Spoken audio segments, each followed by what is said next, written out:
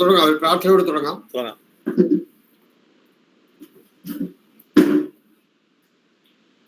ഓം ഗുരു ബ്രഹ്മ ഗുരുർവിഷ്ണു ഗുരുദേവോ മഹേശ്വര ഗുരു സാക്ഷാത് പരബ്രഹ്മ തസ്മൈ ശ്രീ ഗുരവേ നമഃ. ഓം ഭൃഗുർ അത്രി വസിഷ്ഠസ്യ വിശ്വകർമാ മയസ്തഥ നാരദോ നന്ദിചൈവ വിശാലാക്ഷഃ പുരന്ദരഃ ബ്രഹ്മകുമാരോ നന്ദിശഃ ശൗനകോ ഗർഗ ഏവ ച വാസുദേവോ അനിരുദ്ധശ്ച ശുക്ര ബൃഹസ്പതി അഷ്ടാദശൈത വിഖ്യാത വസ്തുശാസ്ത്രോപദേശം. ഇരിക്കാം.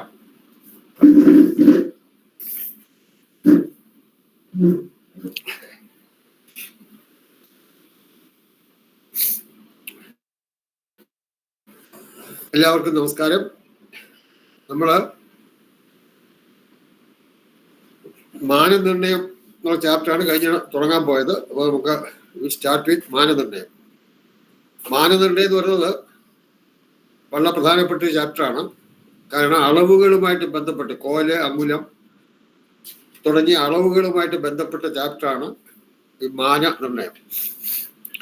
അപ്പൊ അതില് ഈ വാസ്തുവിലുള്ള ഏറ്റവും ചെറിയ അളവ് മുതൽ ഏറ്റവും ചെറിയ പരമാണു എന്ന് പറയും, ആ പരമാണു മുതൽ ഏറ്റവും വലിയ അളവായ യോജന വരെയുള്ള അളവുകളെ പറ്റി അതിൻ്റെ ഒരു താരതമ്യ പഠനം നമ്മൾ ചെയ്യും.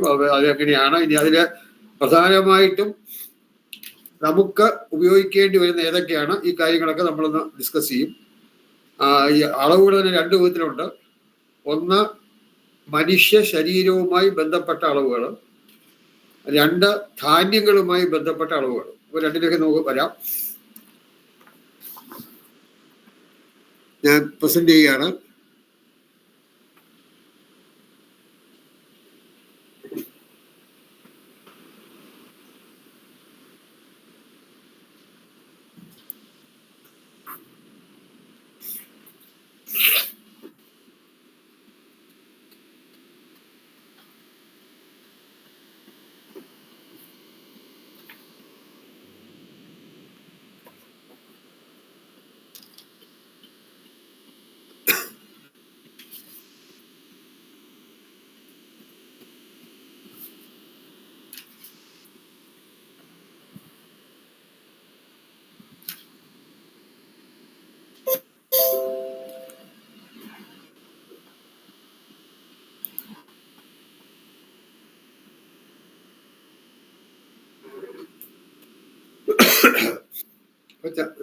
ആറാമത്തെ ചാപ്റ്ററാണ് മാനനിർണയം.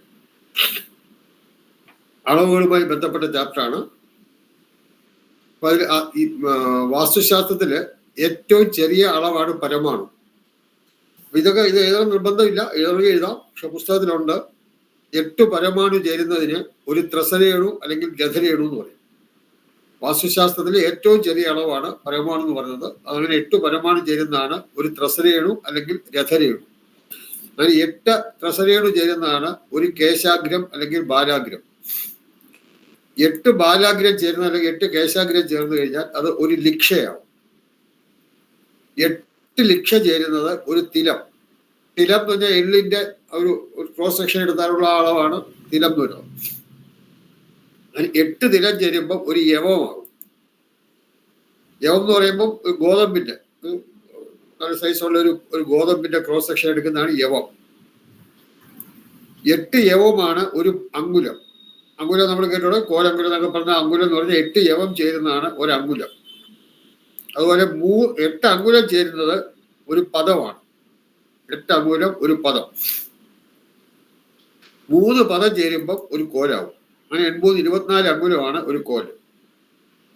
8 അങ്കുലം ഒരു പദം, 3 പദം ഒരു കോൽ.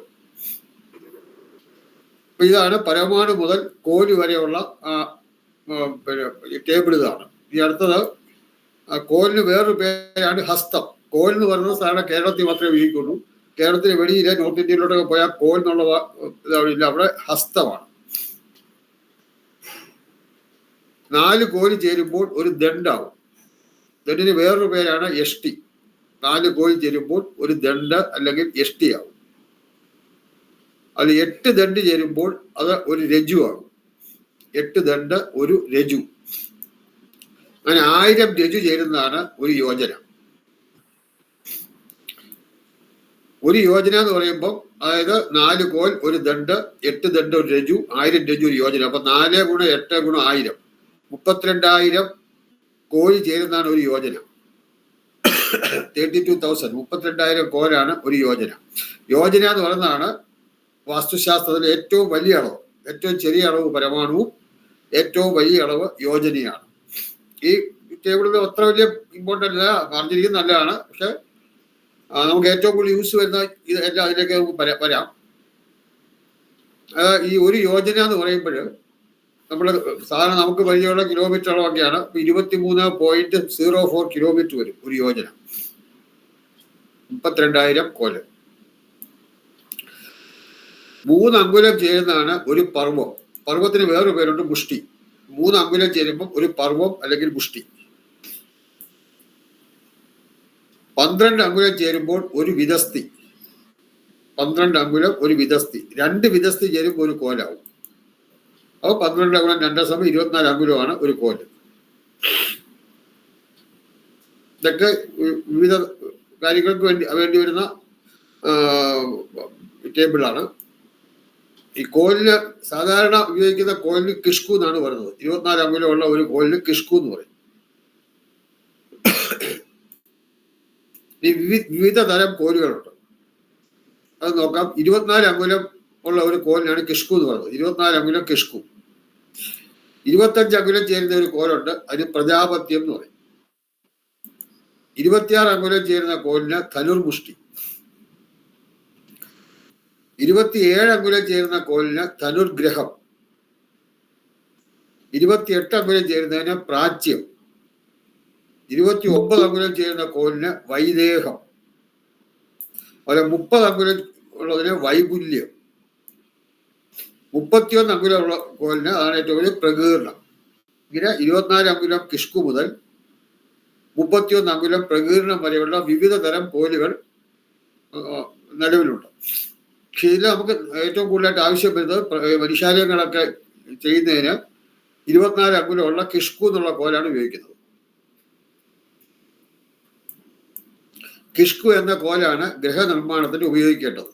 അത് മയമതത്തില്, അതുപോലെ മനുഷ്യാലയ യന്ത്രികയില്, വാസ്തുവിദ്യ, ഇതൊക്കെ വളരെ പൂർവ്വകാലങ്ങളിലുള്ള പ്രാചീന ഗ്രന്ഥങ്ങളാണ്. ഈ ഗ്രന്ഥങ്ങളിലെല്ലാം തന്നെ പറഞ്ഞിട്ടുണ്ട് കിഷ്കു എന്ന കോലാണ് ഗൃഹനിർമ്മാണത്തിന് ഉപയോഗിക്കേണ്ടത്.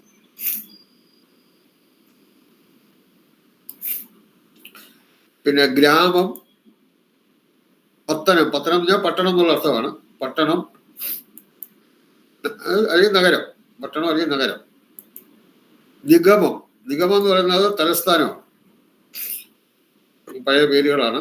ഗ്രാമം, നഗരം, തലസ്ഥാനം. ഖേടം. ഖേടം എന്ന് പറഞ്ഞാൽ ഉപഗ്രാമമാണ്. ഉപഗ്രാമം. കൊട്ടാരം. ഇതൊക്കെ അളക്കാൻ ഉപയോഗിക്കേണ്ടത് ദണ്ഡ്. അതായത് 4 കോല് ചേരുമ്പോൾ ഒരു ദണ്ഡാവും. നേരത്തെ ടേബിളിൽ എഴുതിയത്. അപ്പം ആ 4 കോല് ചേരുന്ന ഒരു ദണ്ഡാണ് ഗ്രാമവും നഗരവും തലസ്ഥാനം, ഉപഗ്രാമം, കൊട്ടാരം. ഇതിന്റെയൊക്കെ മെഷർമെന്റ് ഉപയോഗിക്കേണ്ട. അല്ലെ ഇതൊക്കെ ചെയ്യുമ്പോൾ ദണ്ഡ് ഉപയോഗിച്ചോളാം. ദണ്ഡളവാണ് ഉപയോഗിക്കേണ്ടത്. സാധാരണ വീടുകൾക്ക് നേരത്തെ പറഞ്ഞ കിഷ്കു എന്നുള്ള കോല്. മനുഷ്യാലയത്തിന് കോലാണ് വേണ്ടത്. മനുഷ്യാലയം വീടുകൾക്ക് നമ്മുടെ വീടുകൾക്കും അതുപോലെ സാധാരണ എല്ലാത്തിനും കോൽ അളവാണ് ഉപയോഗിക്കേണ്ടത്. യാനം. യാനം എന്ന് പറഞ്ഞാൽ വാഹനങ്ങളൊക്കെയാണ്, അതായത് ചലിക്കുന്നത്. കുതിരവണ്ടി. പണ്ടത്തെ കാലത്ത് ഇപ്പം കാറും ബസ്സും ഒക്കെ ഉണ്ട്. പണ്ടത്തെ കാലത്ത് കാറും ബസ്സും ഇല്ലാത്തതുകൊണ്ട് കുതിരവണ്ടി, വണ്ടി, അല്ലെങ്കിൽ രഥം, തോളി ചുമന്നുകൊണ്ട് പോകുന്ന മഞ്ചൻ, അതൊക്കെയാണ് അന്നത്തെ യാനം എന്ന് പറയുന്നത്. ശയനം. ശയനം എന്ന് പറഞ്ഞാൽ കിടക്കകൾ. നമ്മൾ കട്ടില്, അതുപോലുള്ള കിടക്കാൻ ഉപയോഗിക്കുന്ന എല്ലാത്തിനകത്ത് വരും. തൂക്കുമഞ്ചം. ഇതിനൊക്കെ വിതസ്തിയാണ് ഉപയോഗിക്കുന്നത്. അപ്പം മനുഷ്യാലയങ്ങൾക്ക് കോല്, കൊട്ടാരം, ഗ്രാമം, അങ്ങനെയുള്ള സ്ഥലങ്ങളൊക്കെ നമ്മൾ കണ്ടു. അതിന് പിന്നെ ദണ്ഡാണ്. യാനത്തിനും ശരീരത്തിനും ഒക്കെ വിതസ്തിയാണ്. വിതസ്തി ഒരു പകുതി അരക്കോലാണ്. അതായത് 2 വിതസ്തി ചേരുന്നതാണ് ഒരു കോല്. അതുപോലെ ജനലെ കഥകൊക്കെ മെഷർമെന്റ് ഉപയോഗിക്കുന്നതിന് അങ്കുലമാണ്. ജനലെ കഥക മറ്റു ചെറിയ വസ്തുക്കൾ അതിനൊക്കെ ഉപയോഗിക്കുന്ന അങ്കുലമാണ്. അപ്പൊ ഈ കാര്യങ്ങളൊക്കെ അറിഞ്ഞിരിക്കണം. ഏതൊക്കെ അളവുകളാണ് ഏതൊക്കെ മെഷർമെന്റ് ഉപയോഗിക്കുന്നത് എന്നുള്ള അറിഞ്ഞിരിക്കണം. ബിംബം, ക്ഷേത്രത്തിലേക്കുള്ള ബിംബത്തിന് യവം അളവാണ് ഉപയോഗിക്കുന്നത്. യവം. കോലുകൾ വിവിധ സ്ഥലങ്ങളിൽ, ഇപ്പം അങ്ങനെ വിവിധ സ്ഥലങ്ങളിൽ കോലുകൾക്ക് ഡിഫറെന്റ് എല്ലാം കൂടെ സ്റ്റാൻഡർഡൈസ് ചെയ്തിട്ടുണ്ട്. പക്ഷെ സ്റ്റാൻഡർഡൈസ് ചെയ്തതിന് മുമ്പ് അതിന്റെ ശരിക്കുള്ള ഒരു കോൽ കിഷ്കു എന്നുള്ള കോല്, അത് കണ്ണൂരില് സാധാരണ 24 അങ്കുലം ചേരുന്ന കോലാണ് ഒരു കോൽ കിഷ്കു. അപ്പൊ അത് കണ്ണൂരില് 71 സെന്റിമീറ്റർ ആയിരുന്നു അതിന്റെ സ്റ്റാൻഡേർഡ് അളവ്. കണ്ണൂരിൽ നിന്ന് കുറച്ചുകൂടെ തെക്കോട്ട് വരുമ്പോൾ തലശ്ശേരി, കോഴിക്കോട്, മലപ്പുറം, തൃശ്ശൂര്, എറണാകുളം ഈ സ്ഥലങ്ങളിലൊക്കെ 72 സെന്റിമീറ്റർ ഒരു കോൽ കിഷ്കു എന്നുള്ള കോല്, 24 അങ്കുലം ചേരുന്ന കോല്. കോട്ടയം 72.6 സെന്റിമീറ്റർ. ചങ്ങനാശ്ശേരി, തിരുവല്ല, ചെങ്ങന്നൂർ 73.33 സെന്റിമീറ്റർ. ചങ്ങനാശ്ശേരി, തിരുവല്ല, ചെങ്ങന്നൂരൊക്കെ 73 centimetre. Aranmula 73.33. Kayamkulam 73.66 centimetre. Kollam 74 centimetre. Thiruvananthapuram 75 centimetre. ഇത് ശരിക്കും ഇപ്പം എല്ലാം സ്റ്റാൻഡേർഡൈസ് ചെയ്തിട്ടുണ്ട്. 72 സെന്റിമീറ്റർ ഒരു കോൺ എന്നുള്ള ഇത് ഓൾ ഇന്ത്യ ലെവല്. ഒരു ഹസ്തം നോർത്ത് ഇന്ത്യ പോലെ ഒരു ഹസ്തം 24 അങ്കുലം അല്ലെങ്കിൽ 72 സെന്റിമീറ്റർ. ഒരങ്കുലം 3 സെന്റിമീറ്റർ. അപ്പൊ കായംകുളം, കൊല്ലം, തിരുവനന്തപുരം ഒക്കെ ഇങ്ങനെ പ്രത്യേകിച്ചുള്ള അളവുണ്ടായിരുന്നു. അത് ഇപ്പൊ സ്റ്റാൻഡേർഡൈസ് ചെയ്തിരിക്കുകയാണ്. ഉളിയന്നൂരും പന്നിയൂരും പെരുന്തച്ചൻ ഉപയോഗിച്ച മുഴക്കോലിന്റെ നീളം 71.66 സെന്റിമീറ്റർ.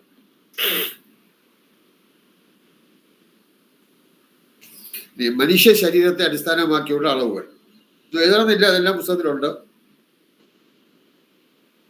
ഉത്തമ പുരുഷന്റെ അളവ്, അതായത് ഉത്തമ പുരുഷനാണെങ്കിൽ നമ്മൾ 2 കൈയും 2 വശത്തേക്ക് നീട്ടിക്കഴിഞ്ഞാൽ ആ വലത് കൈയിന്റെ മിഡിൽ ഫിംഗർ, അതായത് മധ്യത്തിൽ ഏറ്റവും നീളം കൂടി അവിടെ മുതൽ ഇടത് കൈയിന്റെ ആ മിഡിൽ ഫിംഗർ വരെയുള്ള ആ ഡിസ്റ്റൻസ് എന്ന് പറയുന്നത് നമ്മുടെ ഹൈറ്റിന് തുല്യമായിരിക്കും. അപ്പം ഉത്തമ പുരുഷന്റെ അളവ് കായം എന്ന് പറയുന്നതാണ്.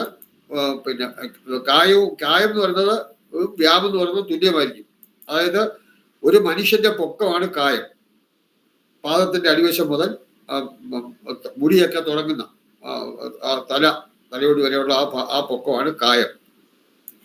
നിവർത്തി പിടിച്ചിരിക്കുന്ന കൈകളുടെ അഗ്രങ്ങൾ തമ്മിലുള്ള ദൂരമാണ് ഈ വ്യാമം. അപ്പം ശരിക്കും ഉത്തമ പുരുഷനാണെങ്കിൽ കായവും വ്യാമവും തുല്യമായിരിക്കുന്നതാണ്. ചെറിയ ചെറിയ വ്യത്യാസങ്ങൾ ചിലപ്പോൾ വരാം. പക്ഷെ ഏറ്റവും നല്ല ഒരു ഉത്തമ പുരുഷന്റെ ശാരീരികമായ അളവെന്ന് പറയുന്നത് കായവും വ്യാമവും, കൈകൾ 2 നിവർത്തി പിടിച്ചാലുള്ള ആ ദൂരമായിരിക്കണം അവിടെ കറക്റ്റ് ഹൈറ്റ്. ഇതനുസരിച്ച് കൈകൾ നിവർത്തി പിടിച്ചിരിക്കുന്ന ഒരു ഉത്തമ പുരുഷന്റെ ശരീരത്തെ ഒരു പൂർണ്ണ സമചതുരത്തിൽ ഉൾക്കൊള്ളിക്കാൻ കഴിയും. അത് കൈന്റെ 2 ആയിട്ടും തലയും കറക്റ്റ് ഒരു സമയരം, ആ കായത്തിന്റെ ആ അളവിൽ ഒരു സമയം ചെയ്താൽ നമ്മൾ അതിനെ കയറി നിന്നാൽ കറക്റ്റ് തല മുകളിൽ തൊട്ട് വയ്ക്കും, 2 സൈഡും 2 വശത്തും തൊട്ട് വയ്ക്കും. അപ്പൊ കറക്റ്റായിട്ടൊരു സമയതരമാണ്. ഒരു പദം എന്ന് പറയുന്നത് വ്യാമത്തിന്റെ 8-1. വ്യാമം നമുക്ക് 2 കൈയും തമ്മിലുള്ള ആ ഡിസ്റ്റൻസ് ആണ് വ്യാമം. അപ്പൊ അതിന്റെ 8-1 ഒരു പദം. അത് കാൽപാദത്തിന്റെ നീളമാണ്. നമ്മുടെ കാൽപാദത്തിന്റെ നീളമാണ്. അത് മനുഷ്യ ശരീരത്തെ സ്പോങ്ങിന്റെ അളവാണ്. കാൽപാദത്തിന്റെ നീളമാണ് ഒരു പദം. അത് വ്യാമത്തിന്റെ 8-1. ഒരു അങ്കുലം എന്ന് പറഞ്ഞാൽ നമ്മളുടെ കൈയിന്റെ നടുവിരലിന്റെ പുറകുവശം, അത് കൈയിന്റെ മധ്യത്തിലുള്ള വിരല്, അതിന്റെ ബാക്ക് സൈഡ് എടുക്കുക. ബാക്ക് സൈഡിൽ നമുക്ക് 3 പാർട്ടായിട്ട് തിരിച്ചിട്ടുണ്ട്. അതിൽ നടുക്കരത്തെ പാർട്ടിന്റെ നീളമാണ് ഒരു അങ്കുലം. അതായത് അത് പദത്തിന്റെ 1/8 ആണ്. വ്യാമത്തിന്റെ 1/8 ആണ് ഒരു പദം, പദത്തിന്റെ 1/8 ആണ് ഒരു അങ്കുലം. അങ്കുലം എന്നത് ഇപ്പൊ പറഞ്ഞാണ് കയ്യിലെ നടുവിരലിന്റെ പുറകുവശത്തെ 3 ഭാഗങ്ങളിൽ മധ്യഭാഗത്തെ നീളത്തിന് തുല്യമാണ്. ആണ് അങ്കുലം എന്നറിയപ്പെടുന്നത്. വിരലുമായിട്ട് ബന്ധപ്പെട്ട അങ്കുലം എന്നറിയപ്പെടുന്നത്. കൈയെടുക്കുക, കൈയുടെ ബാക്ക് സൈഡ് എടുക്കുക, ബാക്ക് സൈഡിൽ മിഡിൽ ഫിംഗറിന്റെ 3 ഭാഗങ്ങളുണ്ട്. നടുക്കുന്ന ഭാഗത്തിന്റെ നീളമാണ് അങ്കുലം. ഉത്തമാങ്കുലം എന്ന് പറയുന്നത് 8 യവമാണ്. 8 യവം, അതായത് ഉത്തമ പുരുഷന്റെ അങ്കുലം 8 യവം കാണും. അതേസമയം മധ്യമാങ്കുലം, അത് പൊക്കം കൂടിയ മനുഷ്യരുടെ അങ്കുലമാണ് 8 യവം. ഒരു മിഡിൽ സാധാരണ ഉള്ളവരുടെ 7 യവമാണ്. കുറച്ച് ഷോർട്ടായിട്ടുള്ളവരുടെ 6 യവമാണ്. അതിന് അധമാങ്കുലം എന്നാണ് പറയുന്നത്. 6 യവം. അങ്കുലത്തിലെ 3 തരത്തിലുണ്ട്: ഉത്തമാങ്കുലം, മധ്യമാങ്കുലം, അധമാങ്കുലം. 8 യവം ചേരുന്ന ഉത്തമാങ്കുലം, 7 യവം ചേരുന്ന മധ്യമാങ്കുലം, 6 യവം ചേരുന്ന അധമാങ്കുലം. 8 യവമുള്ള ഉത്തമാങ്കുലമാണ് വാസ്തുശാസ്ത്രത്തിൽ അങ്കുലത്തിന്റെ അടിസ്ഥാന ഏകകം, അടിസ്ഥാന യൂണിറ്റ്, ബേസിക് യൂണിറ്റ് എന്നുള്ളതാണ് അടിസ്ഥാന ഏകകം. അപ്പൊ അത് 8 യവമാണ്. അപ്പൊ ഉത്തമാങ്കുലം എന്ന് പറയുന്നത് 8 യവം. അതാണ് വാസ്തുശാസ്ത്രത്തില് അടിസ്ഥാനമായിട്ടുള്ള അളവായിട്ട് എടുത്തേക്കുന്നത്. 8 തിലം ഒരു യവം. തിലം എന്ന് പറഞ്ഞാൽ നേരത്തെ പറഞ്ഞു എള്ളിന്റെ ക്രോസ് സെക്ഷനാണ് തിലം. ഇത് ഒരു യവം. ഇത് രണ്ടും ധാന്യവുമായിട്ട്, യവം എന്ന് പറഞ്ഞാൽ ഗോതമ്പുമായിട്ട് ബന്ധപ്പെട്ട ഗോതമ്പാണ്. അപ്പൊ 8 തിലം ഒരു യവം. ഇത് കംപ്ലീറ്റ് ധാന്യവുമായിട്ട് ബന്ധപ്പെട്ട അളവുകളാണ്.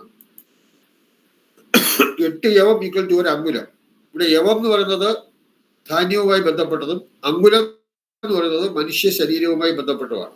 നേരത്തെ പറഞ്ഞ ഒരു അങ്കുലം എന്ന് പറഞ്ഞാൽ വലത് കൈയിന്റെ നടുവരലിന്റെ, വലത് കൈ വരുന്നില്ല, കൈയിനെ പറയുന്നുള്ളൂ, കൈയിന്റെ ബാക്ക് സൈഡ്, കൈപ്പത്തിയുടെ ബാക്ക് സൈഡില്, കൈപ്പത്തിയുടെ അല്ല, വിരല്, നടുക്കലത്തെ വിരലിന്റെ 3 ഭാഗങ്ങളുള്ളിൽ നടുവിലത്തെ ഭാഗത്തിന്റെ നീളമാണ് ഒരങ്കുലം.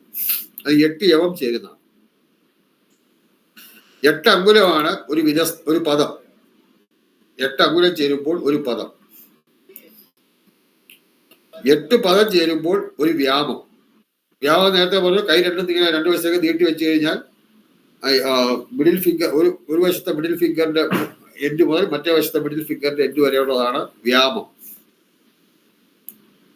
ഇതിൽ തിലവും യവവും യവമാനം അഥവാ ധാന്യത്തിന്റെ വലുപ്പത്തെ അടിസ്ഥാനമാക്കിയുള്ള അളവുകളാണ്. എന്താ പറഞ്ഞു, യവമാനം എന്നാണ് പറയുന്നത്. അങ്കുലം, പദം, വ്യാമം എന്നിവ മനുഷ്യ ശരീരത്തെ അടിസ്ഥാനമാക്കിയുള്ള അളവുകളാണ്.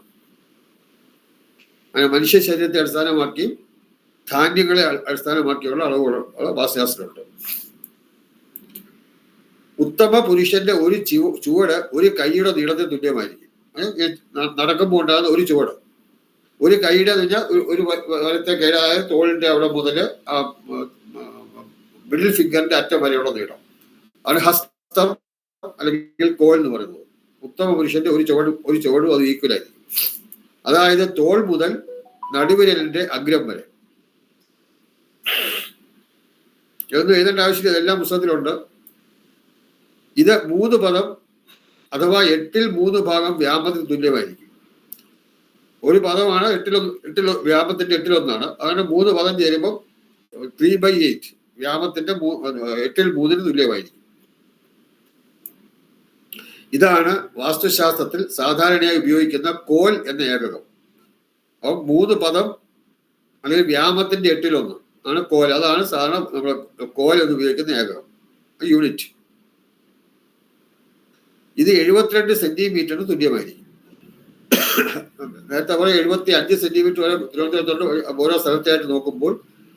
പക്ഷെ ഇപ്പൊ സ്റ്റാൻഡേർഡൈസ് ചെയ്യുന്നതനുസരിച്ച് ത്രൂ ഔട്ട് ഇന്ത്യ ഒരു കോല അല്ലെങ്കിൽ ഒരു ഹസ്തം എന്ന് പറയുന്നത് 72 സെന്റിമീറ്റർ ആണ്. ഒരു കോൽ സമം 24 അങ്കുലമാണ്. അത് കിഷ്കു എന്നുള്ള കോലാണ്. 24 അങ്കുലം. അതാണ് സാധാരണ മനുഷ്യാലയത്തിന് ഉപയോഗിക്കേണ്ടത്. ഒരു കോൽ സമം 72 സെന്റിമീറ്റർ ആണ്, 24 അങ്കുലമാണ്. അതുപോലെ ഇതൊക്കെ എപ്പോഴും നമുക്ക് ഉപയോഗിക്കേണ്ടി വരും. ഇത് വേണമെങ്കിൽ നോട്ട് ചെയ്തോളൂ, പുസ്തകത്തിലുണ്ട്, എന്നാലും ഒന്ന് നോട്ട് ചെയ്തോളൂ. ഒരു കോൽ സമം 24 അങ്കുലം, അത് കൂടെ നമുക്ക് ഉപയോഗിക്കേണ്ടി വരും. അതുപോലെ ഒരു കോൽ സമം 72 സെന്റിമീറ്റർ. ഒരു അങ്കുലം സമം 3 സെന്റിമീറ്റർ. ഈ അളവുകളൊക്കെ എപ്പോഴും നമുക്ക് ഉപയോഗിക്കേണ്ടി വരും. അപ്പൊ ഇനി നമുക്ക് പിന്നെ കോലങ്കുലത്തിനെ സെന്റിമീറ്റർ ആക്കാനും സെന്റിമീറ്ററിനെ കോലങ്കുലമാക്കാനും അതുപോലെ അങ്കുലമാക്കാനും ഒക്കെ അറിഞ്ഞിരിക്കണം.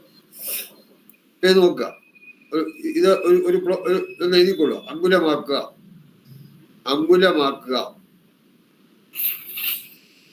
അത് പുസ്തകത്തിലുള്ളതല്ല. പുസ്തകത്തിൽ എങ്ങനെ അങ്കുലമാക്കാന്ന് കൊടുത്തിട്ടില്ല. അതിന്റെ ടേബിൾ മാത്രമേ പുസ്തകത്തിൽ കൊടുത്തിട്ടുള്ളൂ. ഇത് നമുക്ക് കൂടെ കൂടെ വേണ്ടി വരും. അങ്കുലമാക്കുക അത് ശരിക്കും മനസ്സിലായിക്കോളെ.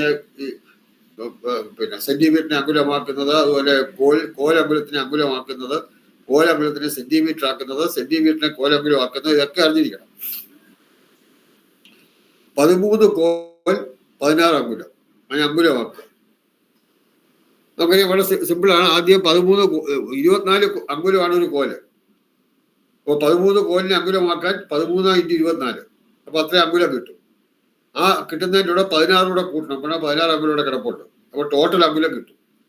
അതിനെ 3 കൊണ്ട് കുടിച്ചാൽ അങ്കുലമാക്കുക ചോദ്യം. അപ്പൊ അങ്കുലമാക്കിയാൽ മതി. 13നെ 24 കൊണ്ട് കുടിച്ചിട്ട് ആൻസറിന്റെ കൂടെ 16 കൂട്ടുക. 13 കോൽ സമം 13 × 24 സമം 312 അങ്കുലം. 13 കോല എടുത്തോളൂ. ബാക്കി ഇപ്പോൾ 16 അങ്കുലം കിടപ്പുണ്ട്. 13 കോൽ 16 അങ്കുലം സമം 312 + 16 328 അങ്കുലം ആണ് എൻ്റെ ആൻസർ. അവർക്ക് സംശയമില്ലാന്ന് വിചാരിക്കുന്നു. ഇത് കോൽ അങ്കുലത്തിനെ അങ്കുലമാക്കുന്നതാണ്.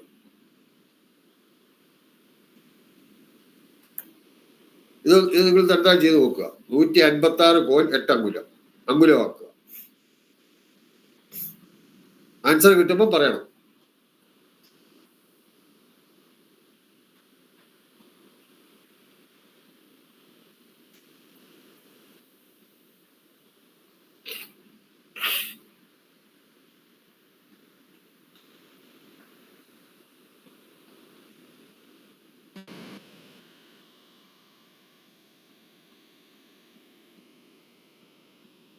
പെട്ടെന്ന് ചെയ്യാവുന്നേ ഉള്ളൂ.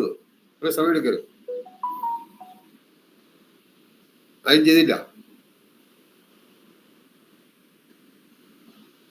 ഞാൻ പറഞ്ഞാൽ കേൾക്കുന്നുണ്ടോ? ഒരു സംശയം. അവിടെ ഇങ്ങോട്ട് റെസ്പോൺസ് ഒന്നും ഇല്ല. ഹലോ. 3752 അങ്കുലം. 3752 അങ്കുലം.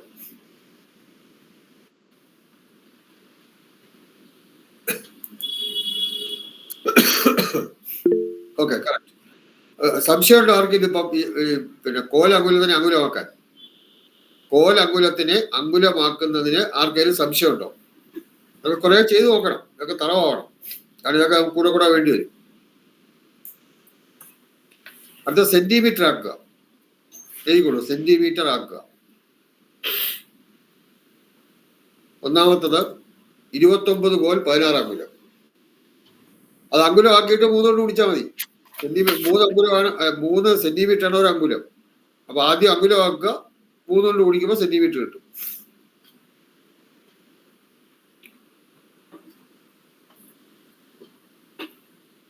ആദ്യം 29 കോലിനെ 24 കൊണ്ട് കുടിക്കണം. അപ്പൊ 29 കോലിനെ അങ്കുലം ആക്കാം. എന്നിട്ട് അതിൻ്റെ കൂടെ 16 അങ്കുലം കൂടെ കൂട്ടണം.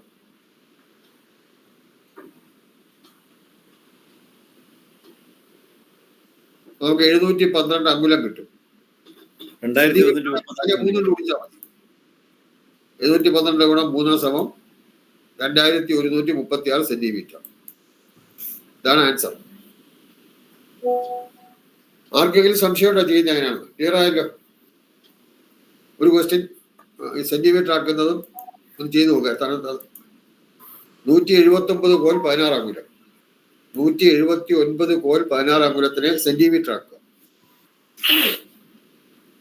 ആൻസർ കിട്ടുമ്പോൾ പറയണം.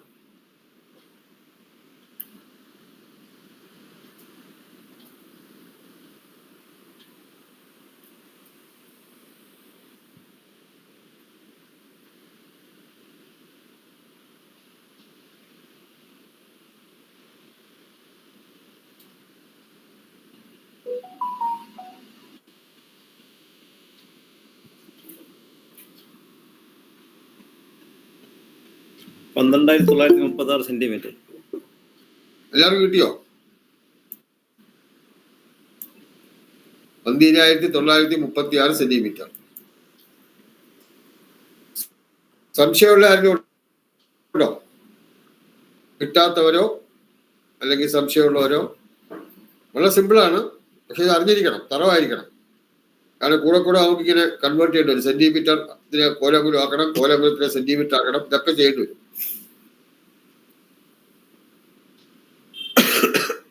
അടുത്തത് കോലങ്കുലം ആക്കുക. സെന്റിമീറ്റർ തരുന്ന അളവിനെ കോലങ്കുലം ആക്കണം.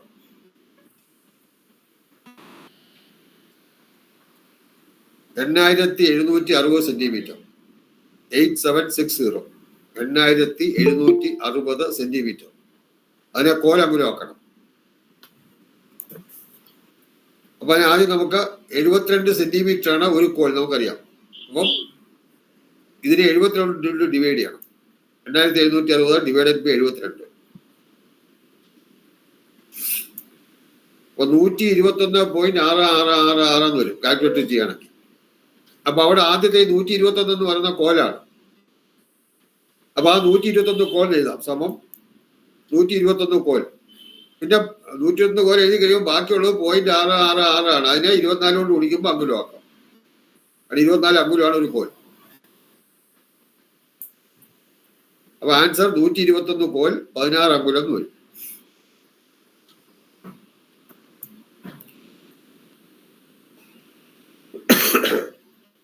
ആർക്കെങ്കിലും സംശയം ഉണ്ടെങ്കിൽ ചോദിക്കണം. സാർ ഇത് മനസ്സിലായില്ല. ഇത് സെന്റിമീറ്ററിനെ കോലങ്കുലം ആക്കാനാണ്. 72 സെന്റിമീറ്റർ ആണ് ഒരു കോല്. അപ്പം ഈ തന്നിരിക്കുന്ന സെന്റിമീറ്ററിനെ കോലങ്കുലം ആക്കാൻ ആദ്യം 72 കൊണ്ട് ഡിവൈഡ് ചെയ്യണം. 8,760 സെന്റിമീറ്റർ ആണ് തന്നിരിക്കുന്നത്. അതിനെ 72 കൊണ്ട് ഡിവൈഡ് ചെയ്യണം.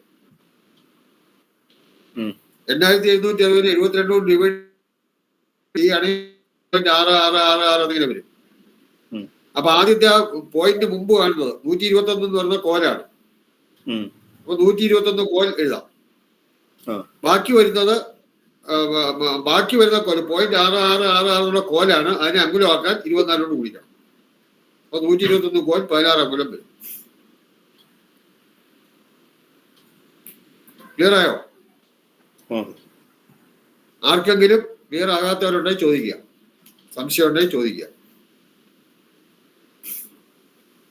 വേറെണ്ണം ചെയ്ത് നോക്കുക.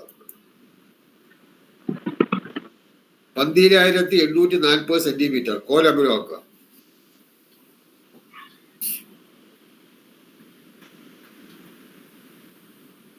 ആൻസർ കിട്ടുമ്പോൾ പറയുക.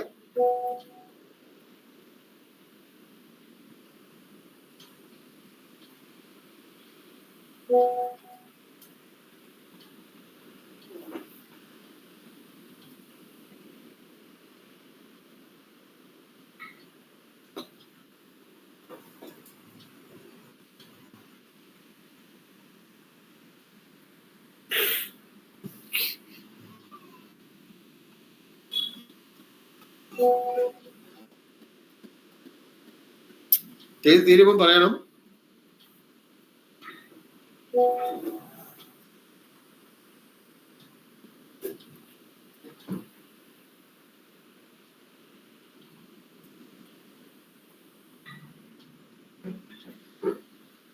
വളരെ സിമ്പിളാണ്, ഇത്രയും സമയം എടുക്കേണ്ട ആവശ്യമില്ല. ഡെസിമൽ വരുന്നതിൽ സംശയം സാർ. ഡെസിമൽ വരുന്നതിലൊരു സംശയം. അത് ഡെസിമൽ വരുന്ന എത്രയാണോ അതിന് 24 കൊണ്ട് കുടിച്ചാൽ മതി. അത് കോലാണ്. ആ കോലിന്റെ സെന്റിമീറ്റർ അല്ല അങ്കുലം ആക്കാൻ 24 കൊണ്ട് കുടിക്കുക. 24 അങ്കുലം ഒരു കോൽ. 178 കോല് 7 അങ്കുലമാണോ സാറേ? നോക്കട്ടെ പറയാം. അല്ല 7 അങ്കുലം അല്ല, 8 അങ്കുലം വരും. 178 കോൽ 8 അങ്കുലം വരും. നിങ്ങൾ ചെയ്ത് നോക്കുക, സംശയം എന്തെങ്കിലും തെറ്റിയിട്ടുണ്ടോ നോക്കുക.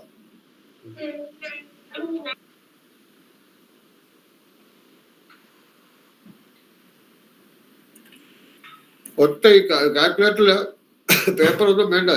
അതായത്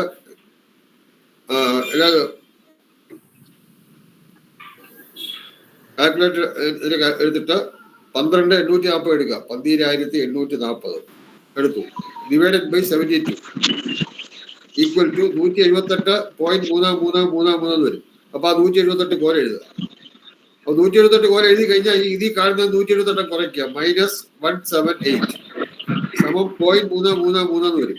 അതിനെ 24 കൊണ്ട് കൂടിക്കുക. ഇൻറ്റു 24 ഈക്വൽ ടു 7.9999 വരുമ്പോൾ 8 അങ്കുലം.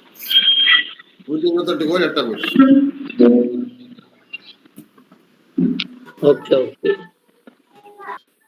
സംശയമുണ്ടോ ആർക്കെങ്കിലും? ആർക്കെങ്കിലും സംശയം ഉണ്ടെങ്കിൽ ചോദിക്കാം. ഈ 7.9 വരുന്ന ഇല്ല. 9.992 വന്നത് ഒരു അങ്കുലായിട്ട് കൂട്ടണം അല്ലേ? ആ 9.9 എന്ന് പറയുമ്പോൾ നമ്മള് 2 സ്ഥാനം കറക്റ്റ് ചെയ്യണം. അപ്പൊ 9.9 കഴിഞ്ഞ് മൂന്നാമത്തെ 5 കൂടുതലാകുമ്പോൾ 1 കൂട്ടണം. അപ്പൊ 9 10 ആവും. അപ്പൊ അത് 179 ആവും. ഓക്കെ. അപ്പൊ 178 കോല 8 അങ്കുലം. 2 സ്ഥാനം ആക്കിയ ഇല്ല. 178 കോല 8 അങ്കുലം. 178 കോല 8 അങ്കുലം. വേറെ ആരാ ചോദിച്ചത്? ചോദിക്കൂ. ഇപ്പൊ 0.33 അല്ലേ വന്നത്? ഏത് 0.33 അല്ലേ വന്നിരുന്നത്? 178.333 വരും. അപ്പൊ അതിനകത്ത് 178 അത് ഞാൻ 178 ഇവിടെ എഴുതുക കോല്. അത് കഴിഞ്ഞ് ബാക്കിയുള്ള 0.333 എന്നുള്ള കോലാണ്. അതിനെ നമുക്ക് അങ്കുലം ആക്കാൻ വേണ്ടി 24 കൊണ്ട് ഗുണിക്കുക. ആ 0.333 അതുകൊണ്ട് 24 കൊണ്ട് ഗുണിച്ചപ്പോ 8 വന്നു. അപ്പൊ 8 വന്നു. ഇതിപ്പോ ഈ 0.33 അല്ലാണ്ട് വേറെ സംഖ്യ 0.94 അങ്ങനെയൊക്കെ വന്ന ഏത് വന്നാലും വന്നതിനെ നമ്മള് 24 കൊണ്ട് ഗുണിക്കണം. അപ്പൊ നമുക്ക് ഈ പറഞ്ഞ 8 അങ്കുലം 16 അങ്കുലം കൊണ്ട് കിട്ടുമോ? ഇല്ലല്ലോ. എത്രയായാലും കിട്ടുന്ന അങ്കുലം എത്രയായാലും നമുക്ക് ഇപ്പൊ എത്രയായാലും കിട്ടുന്നുള്ള ക്വസ്റ്റ്യൻ അനുസരിച്ച് മാറി വരും.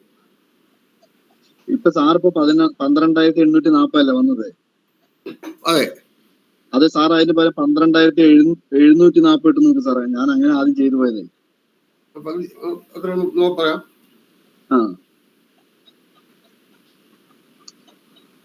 12,740 ഡിവൈഡഡ് ബൈ 72 സമം 176 കോൽ 9.4 വന്നു. 176 equal to into 24 equal to 22.67 അങ്കുലം. അതെ. അപ്പൊ അത് എത്ര വരും? 22.67 അങ്കുലം എഴുതണം. 2 സ്ഥാനം വരെ കറക്റ്റ് എഴുതണം. ശരി. ഓക്കെ. 176 കോൽ 22.67 അങ്കുലം എഴുതണം. അത്ര എഴുതില്ല.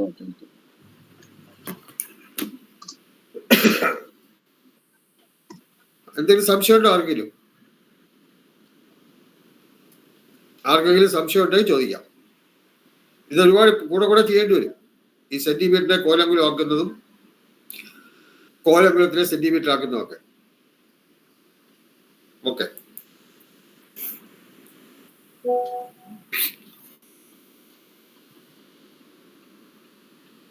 അപ്പൊ ഇത്രയേ ഉള്ളൂ.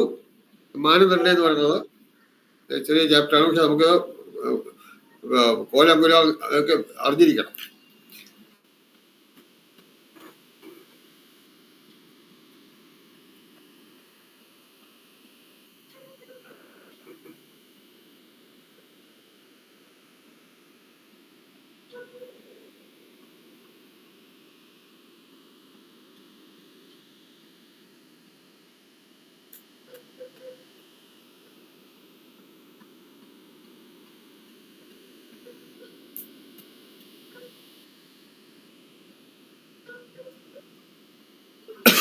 അടുത്ത ചാപ്റ്റർ യോനി കൽപ്പന.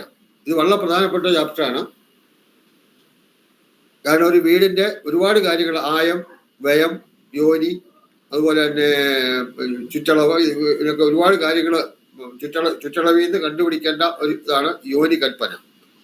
ആദ്യം യോനി കൽപ്പനയുടെ തിയറി ആയിട്ടുള്ള ഭാഗം എടുക്കും. അത് കഴിഞ്ഞിട്ട് നമുക്ക് അതിന്റെ കാൽക്കുലേഷനിലേക്ക് അത് കഴിഞ്ഞ് പോകും. അപ്പൊ അധ്യായം 7 യോനി കൽപ്പന ഹെഡിങ് എഴുതി കൊടുക്കും. പുസ്തകത്തിലുണ്ട്. വാസ്തുശാസ്ത്രത്തില് ഒരു വീടിനെയോ അല്ലെങ്കിൽ ഏത് കെട്ടിടമായാലും ഏരിയക്കല്ല പ്രാധാന്യം, ഏരിയ അല്ലെങ്കിൽ വിസ്തീർണത്തിനല്ല പ്രാധാന്യം, ചുറ്റളവിനാണ്, പെരിമീറ്റർ. അപ്പൊ ചുറ്റളവിനാണ്, അതാണ് ചുറ്റളവ് ഇത് കാണിക്കുന്നത്. ഒരു വസ്തുവോ ബിൽഡിംഗ് എന്തുവാ, എല്ലാ വശങ്ങളുടെയും കൂടി ആകെ നീളമാണ് ചുറ്റളവ്. ചുറ്റുമുള്ള എല്ലാം കൂടെ കൂട്ടുമ്പോൾ കിട്ടുന്നതാണ് ചുറ്റളവ്. ചുറ്റെന്ന് പറയും, പര്യന്തം, പരിണാഹം, ഇതൊക്കെ ചുറ്റളവിന്റെ വേറെ പേരുകളാണ്. പര്യന്തം എന്ന് പറഞ്ഞാലും ചുറ്റളവാണ്, പരിണാഹം എന്ന് പറഞ്ഞാലും ചുറ്റളവാണ്. ഇതൊക്കെ ചുറ്റളവിന്റെ മറ്റു പേരുകളാണ്. എല്ലാ പുസ്തകത്തിലുണ്ട്. അതുപോലെ ചതുരശ്രം എന്ന് പറഞ്ഞാൽ റെക്ടാങ്കിൾ, 4 വശങ്ങളുള്ള ചതുരശ്രം. 6 വട്ടം 6 വശങ്ങളുള്ള ഫിഗർ. 8 വട്ടം 8 വശങ്ങളുള്ള ഫിഗർ. വൃത്തം, സർക്കിൾ തുടങ്ങിയ ആകൃതികളുടെ ചുറ്റളവ് കാണുന്നതിന് വാസ്തുശാസ്ത്രത്തിൽ പ്രത്യേക നിയമങ്ങളുണ്ട്. അതായത് റെക്ടാങ്കിള്, 6 വശങ്ങളുള്ളത്, 8 വശങ്ങളുള്ളത്, വൃത്താകൃതിയിലുള്ളതിൻ്റെ ഒക്കെ ചുറ്റളവ് കാണാനുള്ള മെത്തേഡുകൾ വാസ്തുശാസ്ത്രത്തിൽ പറയുന്നുണ്ട്. അതുപോലെ തന്നെ ചുറ്റളവിന് സത്വ, രജോ, തമോ ഗുണങ്ങൾ ചേരുന്നതാണ് ചുറ്റളവ് എന്ന് പറഞ്ഞാൽ. സത്വഗുണവും രജോ ഗുണവും തമോ ഗുണവും ചുറ്റളവിലുണ്ട്. അതെന്നുള്ള അതിലേക്ക് വരാം. വാസ്തുശാസ്ത്രത്തിൽ വിസ്തീർണത്തെക്കാൾ ചുറ്റളവിനാണ് പ്രാധാന്യം. അപ്പൊ നമുക്കൊരു കാര്യം നോക്കാം. ഇവിടെ നോട്ട് ചെയ്യണം, വേണമെങ്കിൽ നോട്ട് ചെയ്യാം, നിർബന്ധമില്ല.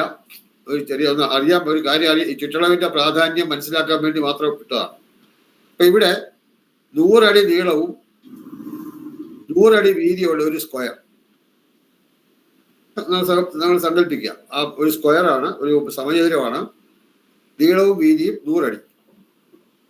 അപ്പൊ ഇതിന്റെ വിസ്തീർണം എത്രയായിരിക്കും നമുക്കറിയാം. സ്ക്വയർ നീളവും വീതിയും കൂടെ കൂടി 10,000 സ്ക്വയർ ഫീറ്റ്. അപ്പൊ 100 ഗുണം 100 സമം 10,000 സ്ക്വയർ ഫീറ്റ് ആണ് ഇതിന്റെ വിസ്തീർണം. ചുറ്റളവ് എത്ര ആയിരിക്കും? 400. 4 വശം കൂടെ കൂടുന്ന 400 ആയി. ചുറ്റളവ് സമം 100 ഗുണം 4 സമം 400 അടിയാണ്. ഇനി വേറൊരു നീളത്തിലുള്ള റെക്ടാങ്കിൾ നമ്മളൊന്ന് നീളമുള്ള, വീതി കുറഞ്ഞ് നീളമുള്ള റെക്ടാങ്കിൾ. സപ്പോസ് അതിന്റെ നീളം എന്ന് പറയുന്നത് 500 അടിയാണെന്ന് ഇരിക്കട്ടെ, വീതി എന്ന് പറയുന്നത് 20 അടി. അപ്പൊ അതിന്റെ വിസ്തീർണം എത്രയായിരിക്കും? 10,000 തന്നെ ആയിരിക്കും. നേരത്തെ ഉള്ള അതേ വിസ്തീർണമായിരിക്കും. വിസ്തീർണം സമം 500 ഗുണം 20, അപ്പൊ 10,000. അപ്പൊ ആദ്യത്തെ ഫിഗറിനും രണ്ടാമത്തെ ഫിഗറിനും ഒന്ന് നീളം കൂടി വീതി കുറഞ്ഞു, മറ്റേ സ്ക്വയർ ആണ്. പക്ഷെ രണ്ടിന്റെ വിസ്തീർണം തുല്യമാണ്, 10,000 സ്ക്വയർ ഫീറ്റ് ആണ്. പക്ഷെ രണ്ടാമത്തിന്റെ ചുറ്റളവ് എത്ര വരും? 1040. രണ്ടാമത്തിന്റെ ചുറ്റളവ് അത് 500ഉം 20 കൂടെ കൂട്ടിയിട്ട്, നീളവും വീതിയും കൂടെ കൂട്ടിയിട്ട് 2 കൊണ്ട് ഗുണിക്കുന്നതാണ് ചുറ്റളവ്. അപ്പൊ 500 + 20, 520 × 2, അപ്പൊ 1040 വരും. അപ്പൊ ഇവിടെ നോക്കുക, ആദ്യത്തെ ചുറ്റളവിന്റെ ഏതാണ്ട് 2.25 ഇരട്ടിയോളം, 2.25 കൂടുതൽ ഇരട്ടിയാണ് രണ്ടാമത്തെ. 2 വിസ്തീർണം തുല്യമാണ്. തുല്യമായ വിസ്തീർണമുള്ള 2 ഫിഗർ തമ്മിൽ ചുറ്റളവിന് വലിയ വ്യത്യാസം വരുന്നു. പിന്നെ ആദ്യത്തെ സ്ക്വയർ ആയിട്ട് കണ്ടതിന്റെ 400 അടിയാണ് ചുറ്റളവ്, ഇത് 1040 അടിയാണ്. ചുറ്റളവ് സ്ക്വയർ ഫീറ്റ് 2 തുല്യമാണ്. അപ്പൊ ഇവിടെ അപ്പൊ അതായത് സ്ക്വയർ ആണെങ്കിൽ എപ്പോഴും ചുറ്റളവ് കുറവായിരിക്കും. നീളം കൂടി വീതി കുറയുമ്പോൾ അതിന്റെ ചുറ്റളവ് കൂടിക്കൊണ്ടിരിക്കും. അപ്പൊ ഇവിടെ നമ്മൾ നോക്കട്ടെ, ഇപ്പൊ സപ്പോസ് ഒരു വീട് ഇപ്പൊ നല്ല നീളം കൂടി വീതി കുറഞ്ഞ് ചെയ്തെന്നിരിക്കട്ടെ. നമുക്കറിയാം, ഒരു വീടിനകത്ത് ഏറ്റവും കൂടുതൽ ചെലവ് വരുന്നത് ഇപ്പൊ ഫൗണ്ടേഷൻ ആണെങ്കിൽ തന്നെ ഫൗണ്ടേഷന്റെ ആ ചുറ്റളവിലാണ്. കരിക്കല്ലോ അല്ലെങ്കിൽ കോൺക്രീറ്റിങ്ങോ എന്തുവാന്ന് വെച്ചാൽ ചെയ്യുന്ന എല്ലാം ചുറ്റളവിലാണ് വരുന്നത്. അതുപോലെ മുകളിലോട്ട് ബേസ്മെന്റ് ഒരുപോലെ ആയിരിക്കും, എല്ലാ ഏരിയ കംപ്ലീറ്റ് വരും. പക്ഷെ ഭിത്തി വരുന്നതും ചുറ്റളവിൽ മാത്രമാണ്. ഓരോ മുറിയുടെ ആയാലും വീടിന്റെ ആയാലും ചുറ്റളവിലാണ് ഭിത്തി വരുന്നത്. അപ്പൊ അവിടെ ആ ഭിത്തിയിലുള്ള ചുടുകട്ട, അതിന്റെ ലേബർ ചാർജ്, അതിന്റെ സിമന്റ്, ഇതെല്ലാം ചുറ്റളവിലാണ് വരുന്നത്. അപ്പൊ അങ്ങനെ വരുമ്പോൾ ഒരു വീട് കഴിയുന്നത് സ്ക്വയർ ഷേപ്പ് ആണെങ്കിൽ, സ്ക്വയർ ഷേപ്പ് അല്ലെങ്കിൽ വെരി നിയർ ടു സ്ക്വയർ ഷേപ്പോ അല്ലെങ്കിൽ സ്ക്വയർ ഷേപ്പിനോട് വളരെ അടുത്തമായിട്ട് വരികയാണെങ്കിൽ അതിന് ആ വീടിന്റെ ചെലവ് വളരെ കുറയും. നീളം കൂടി വീതി, മുറികളൊക്കെ കുറച്ച് നീളം കൂടി വീതി കുറഞ്ഞ് അത് വീടിന്റെ മൊത്തമായിട്ട് നീളം കൂടി വീതി കുറഞ്ഞൊക്കെ വരികയാണെങ്കിൽ അങ്ങനെ വരുന്നതിന്റെ ചുറ്റളവ് വളരെ കൂടുതലാണ്. അപ്പൊ അത് നമ്മള് വലിയ ഏരിയയൊക്കെയുള്ള വീട് ചെയ്യുമ്പോൾ ഇപ്പൊ 5000 സ്ക്വയർ ഫീറ്റ് 4000-5000 സ്ക്വയർ ഫീറ്റ് ഒക്കെ ഉള്ള വീട് ചെയ്യുമ്പോഴത്തേക്ക് ഈ ശരിക്ക് സ്ക്വയർ ഷേപ്പിലൊക്കെ ചെയ്യാമെങ്കിൽ ലക്ഷങ്ങളായിരിക്കും ലാഭം വരുന്നത്. ലക്ഷങ്ങൾ അവിടെ ലാഭം വരും. കാരണം സ്ക്വയർ ഷേപ്പിനോട് അടുക്കുന്തോറും ചെലവ് കുറഞ്ഞു വരും. കാരണം ചുറ്റളവ് കുറഞ്ഞു വരും. ചുറ്റളവിലാകുമ്പോൾ കല്ലിന്റെ എണ്ണം ചുടുകട്ടയിട്ടാണ് ഭിത്തി കെട്ടുന്നെങ്കിൽ ചുടുകട്ട, അതിന്റെ പ്ലാസ്റ്ററിങ്, അതിന്റെ ലേബർ ചാർജ്, ഇതെല്ലാം കുറയും. അപ്പൊ ഇത് ഒന്ന് മനസ്സിലാക്കാൻ വേണ്ടിയാണ് നമ്മൾ എപ്പോഴും ചുറ്റളവിന് വാസ്തുശാസ്ത്രത്തിൽ ഏരിയ അല്ലെങ്കിൽ വിസ്തീർണത്തിനല്ല പ്രാധാന്യം, ചുറ്റളവിനാണ്.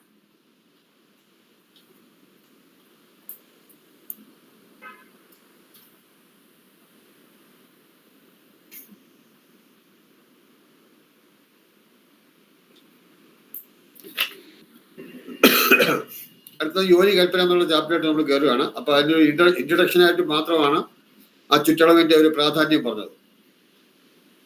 യോനി എന്ന് പറയുന്നത് മനുഷ്യരത്തിലൊക്കെ പറയുന്നുണ്ട് വാസ്തുവിന്റെ ജീവനാണെന്നാണ്. ഒരു വസ്തുവിന്റെ അല്ലെ വാസ്തുവിന്റെ ജീവനാണ് യോനി. യോനി, ആയം, വ്യയം, നക്ഷത്രം, തിഥി, വാരം, യോഗം, അംശകം, രാശി, കരണം, വിഷ്ടി, ഗണ്ഡാന്തം, രിക്ത, മൃത്യുയോഗം, അമൃതയോഗം, ശ്രീമംഗളയോഗം, ലക്ഷ്മി യോഗം തുടങ്ങി ഇതിപ്പം അങ്ങനെ 27 കാര്യങ്ങൾ നോക്കി വേണം വീടിന്റെ ചുറ്റളവ് സ്വീകരിക്കേണ്ടതാണ് വാസ്തുശാസ്ത്രം പറയുന്നത്. 27 കാണിച്ചിട്ടുണ്ട്, കുറെ കാര്യങ്ങൾ കാണിച്ചിട്ടുണ്ട്. അപ്പൊ ഇതുപോലെ 27 കാര്യങ്ങൾ അതിനെപ്പറ്റി അത് വിശകലനം ചെയ്തിട്ട് ഉത്തമമായ ചുറ്റളവ് സ്വീകരിക്കാവുന്ന വാസ്തുശാസ്ത്രം പറയുന്നുണ്ട്. പക്ഷെ ഇപ്പൊ 27 നോക്കാറില്ല. ഇതിൽ ആദ്യത്തെ 6, അതായത് യോനി, ആയം, വ്യയം, നക്ഷത്രം, തിഥി, വാരം, ആയം, വ്യയം, യോനി, നക്ഷത്രം, തിഥി, വാരം, അപ്പൊ 6 എണ്ണമായി. അത് 6ഉം ഇതുപോലെ ആയുസ്സും പക്ഷാന്തര വ്യയവും. ഈ 8 കാര്യങ്ങളാണ് ഇപ്പൊ ഏറ്റവും കൂടുതലായിട്ട് നോക്കാറുള്ളത്. നോക്കാം. ഇതിൽ ആദ്യത്തെ 6നെ, അതായത് യോനി, ആയം, വ്യയം, നക്ഷത്രം, വാരം, തിഥി, ഈ 6 കാര്യങ്ങളെയാണ് ആയാദി ഷഡ്വർഗങ്ങൾ എന്ന് പറയുന്നത്. ആയാദി ഷഡ്വർഗങ്ങൾ എന്ന് പറയുന്നത് നോട്ട് ചെയ്തോടുകൂടെ. യോനി, ആയം, വ്യയം, നക്ഷത്രം, വാരം, തിഥി.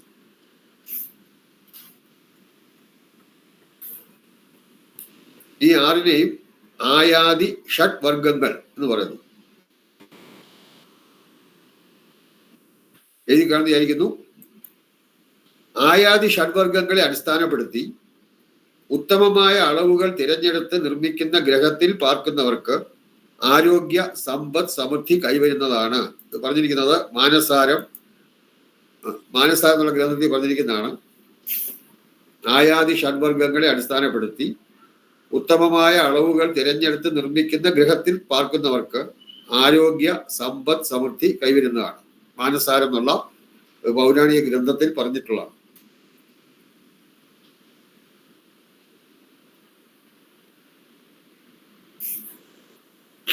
എഴുതി കാണുന്ന വിചാരിക്കുന്നു. അടുത്തോട്ട് പോവാണ്.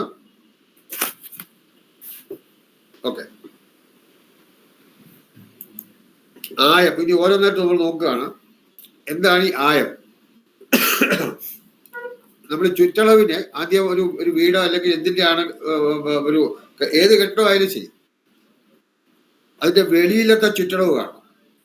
വീടിന്റെ വെളിയിലത്തെ ചുറ്റളവ് കണ്ടിട്ട് അതിനെ 8 കൊണ്ട് ഗുണിച്ച് അതിനെ കോലെങ്കിലും ആക്കണം. നമ്മളിപ്പോൾ നേരത്തെ നമ്മൾ സെന്റിമീറ്റർ ആയിരിക്കും, നമ്മൾ ടേപ്പ് വെച്ച് മെഷർ ചെയ്യുന്ന സെന്റിമീറ്റർ ആയിരിക്കും. സെന്റിമീറ്ററിൽ കണ്ടു കഴിഞ്ഞാൽ അതിനെ കോലെങ്കിലും ആക്കണം. നമ്മൾ നേരത്തെ പഠിച്ചു എങ്ങനെയാണ് സെന്റിമീറ്ററിനെ കോലെങ്കിലും ആക്കിയത് നേരത്തെ പഠിച്ചു. അങ്ങനെ സെന്റിമീറ്ററിനെ കോലങ്കുലം ആക്കിയിട്ട് ആ കോലങ്കുലത്തിലുള്ള സെന്റിമീറ്ററിനെ 8 കൊണ്ട് ഗുണിച്ച് 12 കൊണ്ട് ഹരിക്കണം. 8 കൊണ്ട് ഗുണിച്ച് 12 കൊണ്ട് ഹരിക്കുമ്പോൾ കിട്ടുന്ന ശിഷ്ടത്തിനാണ് ആയം എന്ന് പറയുന്നത്. നോക്കുക, ചുറ്റളവ് എന്ന് പറഞ്ഞാൽ അവിടെ ഉദ്ദേശിക്കുന്നത് ചുറ്റളവ് കോലങ്കുലത്തിലാണ്. ചുറ്റളവിനെ കോലങ്കുലമാക്കി 8 കൊണ്ട് ഗുണിച്ച് 12 കൊണ്ട് ഹരിക്കുമ്പോൾ കിട്ടുന്ന ശിഷ്ടമാണ് ആയം. പുസ്തകത്തിലുണ്ട്, അത് വേണമെങ്കിൽ എഴുതിയെടുക്കാം.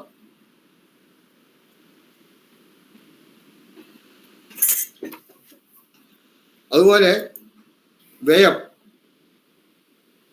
ചുറ്റളവിനെ 3 കൊണ്ട് ഗുണിച്ച് 14 കൊണ്ട് ഹരിക്കുമ്പോൾ കിട്ടുന്ന ശിഷ്ടമാണ് വ്യയം. ചുറ്റളവിനെ 3 കൊണ്ട് ഗുണിച്ച് 14 കൊണ്ട് ഹരിക്കുമ്പോൾ കിട്ടുന്ന ശിഷ്ടമാണ് വ്യയം.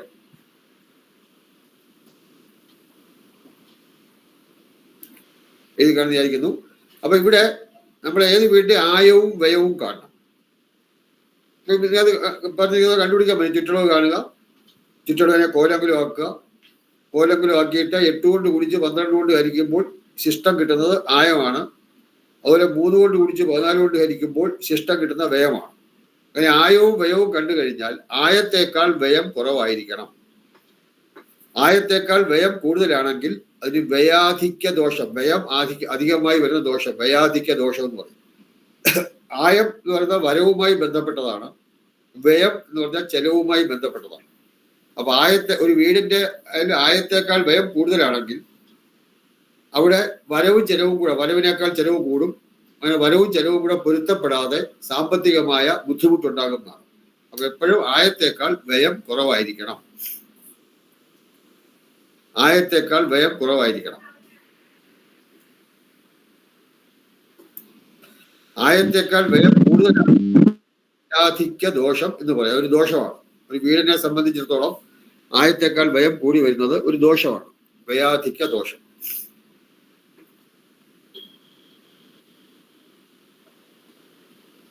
എഴുതി കാണുന്ന വിചാരിക്കുന്നു.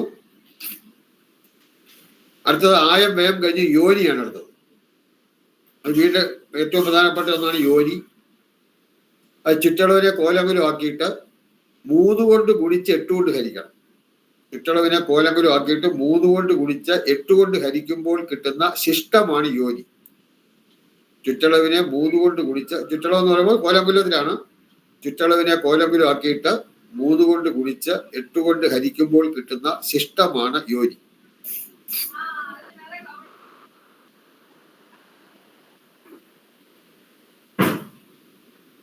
ക്ലിയർ ആയി കാണുന്ന വിചാരിക്കുന്നു. ഇനി യോനി 8 വിധത്തിലുണ്ട്, നോക്കാം. നമ്മൾ നേരത്തെ പറഞ്ഞാണ്, ആയാദി ഷഡ്വർഗങ്ങൾ കാണുമ്പോൾ ചുറ്റളവ് കോൽ അങ്കുലത്തിൽ ആയിരിക്കേണ്ടതാണ്. സെന്റിമീറ്റർ പോരാ, കോലങ്കുലത്തിൽ തന്നെ കാണണം.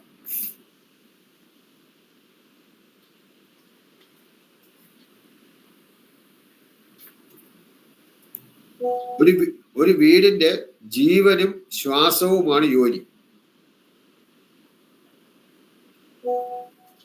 അത് പറഞ്ഞിരിക്കുന്നത് മനുഷ്യാരിയത്തിലാണ്. ഒരു വീടിന്റെ ജീവനും ശ്വാസവുമാണ് യോനി. അത് യോനി ഒരു വീടിനെ സംബന്ധിച്ചിടത്തോളം, വീടല്ല ഏത് കെട്ടിടമായാലും വളരെ പ്രധാനപ്പെട്ടതാണ് യോനി.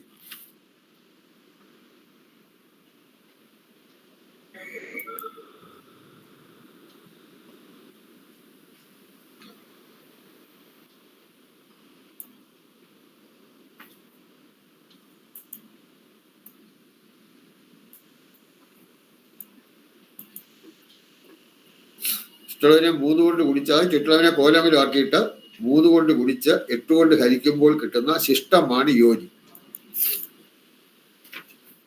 ആയാദി ഷഡ്വർഗങ്ങൾ കാണുമ്പോൾ ചുറ്റളവ് കോലങ്കുലത്തിലായിരിക്കേണ്ടതാണ്. നോക്കിയാണ്, ഒരു വീടിന്റെ ജീവനും ശ്വാസവുമാണ് യോനി.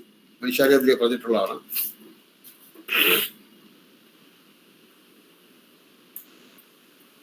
അപ്പം നമ്മള് 3 കൊണ്ട് ഗുണിച്ച് 8 കൊണ്ട് ഹരിക്കുമ്പോൾ കിട്ടുന്ന ശിഷ്ടമാണ് യോനി എന്ന് പറഞ്ഞു. അപ്പൊ 3 കൊണ്ട് ഗുണിച്ച് 8 കൊണ്ട് ഹരിക്കുമ്പോൾ ഓരോ ശിഷ്ടവും കിട്ടുമ്പോഴുള്ള യോനി ഏതാണെന്ന് നോക്കാനാണ്. ശിഷ്ടം 1 വന്നാൽ, ശിഷ്ടം യോനി ദിശ എന്നൊരു ഹെഡിങ് പോലെ എഴുതിക്കൊള്ളുക. അതായത് വീടിന്റെ ചുറ്റളവിനെ കോലങ്കുലമാക്കിയിട്ട് 3 കൊണ്ട്, ആ കോലങ്കുലത്തിലുള്ള ചുറ്റളവിനെ 3 കൊണ്ട് ഗുണിച്ച് 8 കൊണ്ട് ഹരിക്കുമ്പോൾ ശിഷ്ടം 1 വന്നാൽ ആ യോനിക്ക് ധ്വജയോനി എന്ന് പറയും. ഏകയോനി എന്ന് പറയും, പക്ഷെ സാധാരണ ധ്വജയോനി. ധ്വജയോനി കിഴക്ക് ദിശയുമായിട്ട് ബന്ധപ്പെട്ടാണ്. അത് കിഴക്കിനിയായ വീട്. കിഴക്കിനിയായ വീട് അല്ലെങ്കിൽ കിഴക്ക് ദിശ, കിഴക്കോട്ട് മാറി നിൽക്കുന്ന വീട്. ശിഷ്ടം 3 വന്നാൽ അതിന് സിംഹയോനി എന്ന് പറയും. അതായത് ചുറ്റളവിനെ കോലെങ്കിലും ആക്കിയിട്ട് 3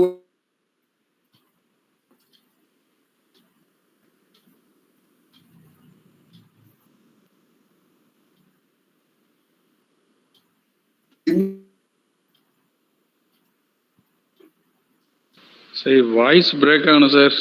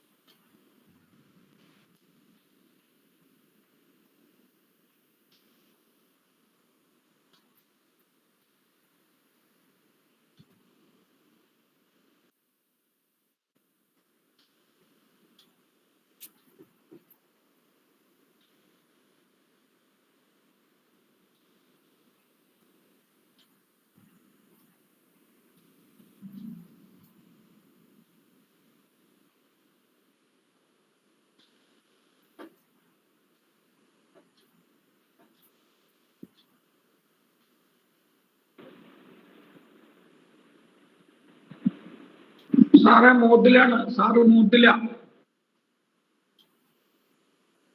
സാറ് മൂത്തിലാണ്. You are on mute, you open speaker.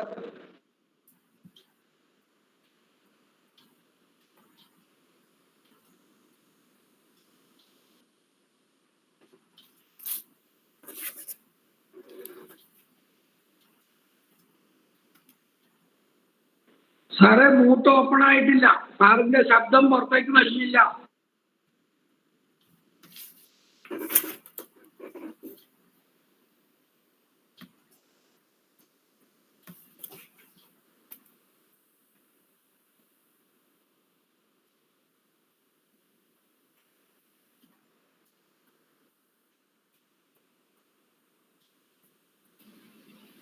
ഇപ്പൊ കേൾക്കാമോ? Now okay, now okay. അപ്പം വീണ്ടും പ്രസന്റ് ചെയ്യാം.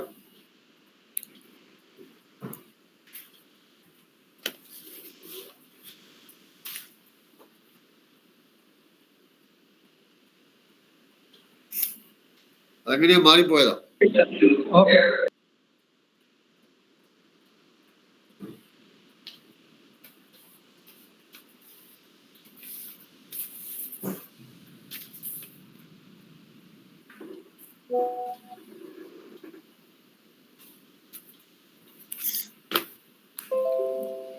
ഈ സ്ക്രീൻ കാണാമല്ലോ നിഷിദ്ധ യോനികൾ എഴുതിയേക്കുന്നത്.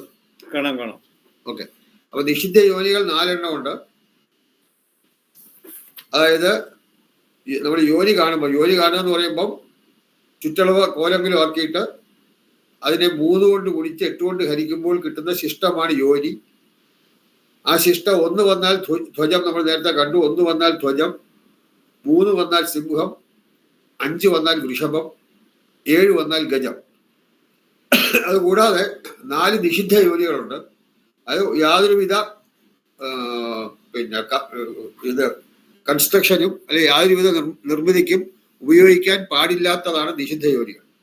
അത് ശിഷ്ടം 2 വരുന്ന ധൂപയോനി, തെക്ക് കിഴക്ക് ദിശയുമായി ബന്ധപ്പെട്ടതാണ്. അതുപോലെ ശിഷ്ടം 4 വരുന്നത് കുക്കുരയോനി, അത് തെക്ക് പടിഞ്ഞാറ് ദിശയുമായി ബന്ധപ്പെട്ടതാണ്.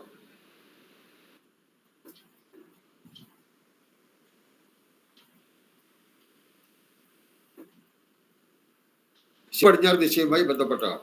അതുപോലെ ശിഷ്ട 8 അല്ലെങ്കിൽ 0 വന്നാൽ വായസയോനി, അത് വടക്ക് കിഴക്ക് ദിശയുമായി ബന്ധപ്പെട്ടാണ്. ഈ 4 യോനികൾ ധൂമം, ഉക്കുരം, ഖരം, വായസം, ഈ 4 യോനികളെ നിഷിദ്ധ യോനികൾ എന്ന് പറയുന്നു. യാതൊരുവിധ നിർമ്മിതികൾക്കും ഈ യോനികൾ പാടില്ല.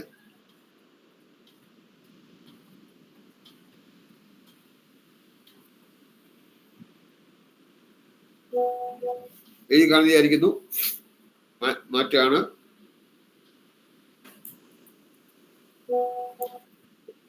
ഇപ്പൊ ഇവിടെ നോക്കുക, കിഴക്ക് ഒരു വീട് പ്ലോട്ടിന്റെ കിഴക്കോട്ട് മാറി നിൽക്കുന്നു, പടിഞ്ഞാറോട്ട് ദർശനം.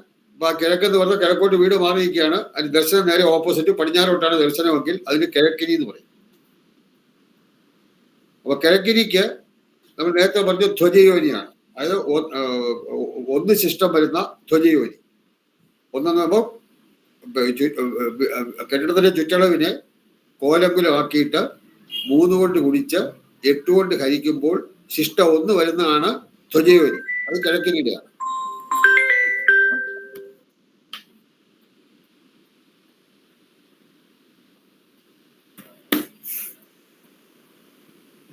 അതുപോലെ തെക്കിനി എന്ന് പറഞ്ഞാല് വീട് തെക്കോട്ട് മാറി നിൽക്കും, വടക്ക് ദിശയിലേക്ക് ഫേസ് ചെയ്യും. വടക്ക് ദിശയ്ക്ക് അഭിമുഖമായിട്ടുള്ള വീടാണ് തെക്കിനി. പുരയിടത്തിന്റെ തെക്കോട്ടായിരിക്കും വീട് മാറി നിൽക്കുന്നത്. ഇതാണ് തെക്കിനി. അപ്പൊ തെക്കിനിക്ക് സിംഹയോനി, നേരത്തെ പറഞ്ഞു സിംഹയോനിയാണ് അത്യുത്തമം. അപ്പൊ നോക്കുക, 3 അല്ലെങ്കിൽ 3 എന്ന് പറയുന്നത് 3 ശിഷ്ടം വരുന്ന സിംഹയോനിയാണ് തെക്കിനിക്ക് ഏറ്റവും ഉത്തമമായിട്ട്. തെക്കിനിയായിട്ട് ചെയ്യുന്ന വീടുകൾക്ക് വീട് തെക്കോട്ട് മാറി നിൽക്കുന്നു, വടക്കോട്ട് ഫേസ് ചെയ്യുകയാണെങ്കിൽ തെക്കിനിക്ക് സിംഹയോനി 3 ശിഷ്ടം വരുന്ന സിംഹയോനിയാണ് ഏറ്റവും നല്ലത്. അത് കൂടാതെ നേരത്തെ കിഴക്കിനിക്കുള്ള 1, അതായത് ധ്വജയോനിയും ആകാം. അത് ഉത്തമത്തിൽ തന്നെ ആകാം, ദോഷമല്ല, ഉത്തമത്തിൽ തന്നെ ആകാം. അപ്പൊ തെക്കിനിക്ക് സിംഹയോനി 3 ശിഷ്ടം വരുന്ന സിംഹയോനി അത്യുത്തമവും 1 ശിഷ്ടം വരുന്ന ധ്വജയോനി ഉത്തമവുമാണ്. അത് ക്ലിയർ ആണെന്ന് വിചാരിക്കുന്നു. അടുത്തത് പടിഞ്ഞാറ്റിനി, അല്ല വടക്കിനി എടുക്കുക. വടക്കിനിക്ക് ഏറ്റവും ഉത്തമമായിട്ടുള്ളത് 7 ശിഷ്ടം വരുന്ന വൃഷഭയോനി. 7 ശിഷ്ടം വരുമ്പോൾ വൃഷഭയോനി എന്ന് പറയും. ഗജയോനി. 7 ശിഷ്ടം വരുന്നത് ഗജയോനിയാണ്. മോളിൽ കാണിക്കുന്ന 7 കാണിച്ച വടക്കിനിയായിട്ട് ചെയ്യുന്ന വീടുകൾക്ക് ഏറ്റവും അത്യുത്തമമായിട്ടുള്ളത്. ഇനി മറ്റേത് 2, അതായത് കിഴക്കിനിയുടെ 1 തെക്കിനിയുടെ 3 വടക്കിനിക്ക് ഉത്തമത്തിലാകാം. 1, 3. അപ്പൊ കിഴക്കിനിക്ക് 1 മാത്രമേ ആകാവൂ, അതായത് ധ്വജയോനി മാത്രമേ ആകാവൂ. തെക്കിനിക്ക് സിംഹയോനി 3 ശിഷ്ടം വരുന്ന സിംഹയോനി അത്യുത്തമവും 1 ആകാം, 1 ഉത്തമമാണ്. വടക്കിനിക്കാണെങ്കിൽ 7 ശിഷ്ടം വരുന്ന ഗജയോനിയാണ് അത്യുത്തമം. 1, 3 1 ശിഷ്ടം വരുന്ന ധ്വജയോനിയും 3 ശിഷ്ടം വരുന്ന സിംഹയോനിയും വടക്കിനിക്കാകാം, ഉത്തമത്തിലാകാം. അടുത്തത് പടിഞ്ഞാറ്റിനിക്ക് അത്യുത്തമമായിട്ടുള്ളത് 5 ശിഷ്ടം വരുന്ന വൃഷഭയോനിയാണ്. 5 ചുറ്റളവിനെ കോലകുലമാക്കിയിട്ട് 3 കൊണ്ട് ഗുണിച്ച് 8 കൊണ്ട് ഹരിക്കുമ്പോൾ 5 ശിഷ്ടം വരികയാണെങ്കിൽ അത് വൃഷഭയോനി എന്ന് പറയും. അതാണ് പടിഞ്ഞാറ്റിനിക്ക് അത്യുത്തമം. പിന്നെ അതുപോലെ മറ്റേത് 3, അത് കിഴക്കിനിക്ക് ഉത്തമമായിട്ടുള്ള 1, തെക്കിനിക്ക് ഉത്തമമായിട്ടുള്ള 3, വടക്കിനിക്ക് ഉത്തമമായിട്ടുള്ള 7. ഇത് 3 പടിഞ്ഞാറ്റിനിക്ക് ഉത്തമത്തിലാക്കാം. 1, അതായത് കിഴക്കിനിക്ക് ഉത്തമമായിട്ടുള്ള 1, തെക്കിനിക്ക് അനുയോജ്യമായിട്ടുള്ള 3, വടക്കിനിക്ക് അനുയോജ്യമായിട്ടുള്ള 7. ഇത് 3 പടിഞ്ഞാറ്റിനിക്ക് ഉത്തമത്തിലാകാം. അത്യുത്തമം എന്ന് പറഞ്ഞാൽ 5 ആണ്. അപ്പൊ കിഴക്കിനിക്ക് ധ്വജയോനി, അല്ലെങ്കിൽ 1 ശിഷ്ടം വരുന്ന ധ്വജയോനി മാത്രമേ ആകാവൂ. തെക്കിനിക്ക് 3 ശിഷ്ടം വരുന്ന സിംഹയോനിയാണ് അത്യുത്തമം. 1 ശിഷ്ടം വരുന്ന ധ്വജയോനി ഉത്തമമാണ്. വടക്കിനിക്ക് 7 ശിഷ്ടം വരുന്ന ഗജയോനിയാണ് അത്യുത്തമം. 1 ശിഷ്ടം വരുന്ന ത്വജയോനിയും 3 ശിഷ്ടം വരുന്ന സിംഹയോനിയും ഉത്തമത്തിലാകാം. പടിഞ്ഞാറ്റിലേക്കാണെങ്കിൽ 5 ശിഷ്ടം വരുന്ന വൃഷഭയോനിയാണ് അത്യുത്തമം. താഴെ നോക്കുക, 1 ശിഷ്ടം വരുന്ന ത്വജയോനിയും 3 ശിഷ്ടം വരുന്ന സിംഹയോനിയും 7 ശിഷ്ടം വരുന്ന ഗജയോനിയും പടിഞ്ഞാറ്റിലേക്ക് ഉത്തമത്തിലാകാം. അപ്പൊ പടിഞ്ഞാറ്റിക്ക് 4 ആകാം. അത്യുത്തമം 5 ആണ്, പക്ഷെ 4 ആകാം. കിഴക്കിലേക്ക് 1 മാത്രമേ ആകാവൂ. ഇത് നമുക്ക് തറവായിരിക്കണം. ഏതൊക്കെ ടൈപ്പ് ഓഫ് ശാലകൾക്ക് കിഴക്കിനി, തെക്കിനി, വടക്കിനി, പടിഞ്ഞാറ്റിനി 4 തരം ശാലകളുണ്ട്.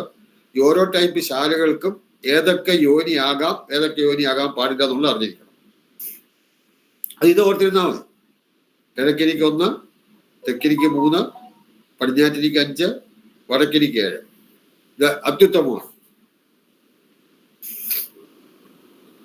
ഉത്തമത്തില് കിഴക്കിനിക്ക് 1 മാത്രമേ ആകാവൂ, വേറെ ഒന്നും ആകാൻ പാടില്ല.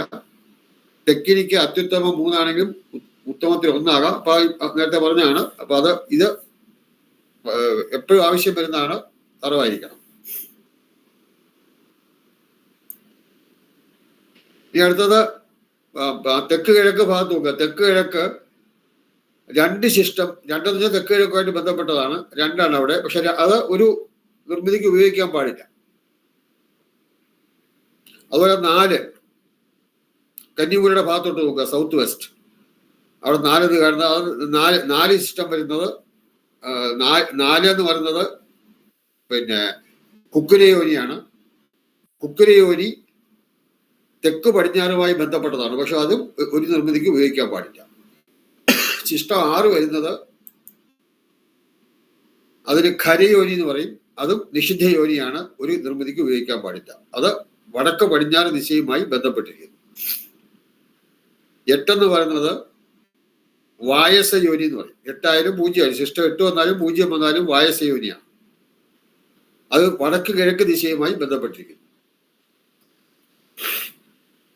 ഇത് ശരിക്കും അറിഞ്ഞിരിക്കണം.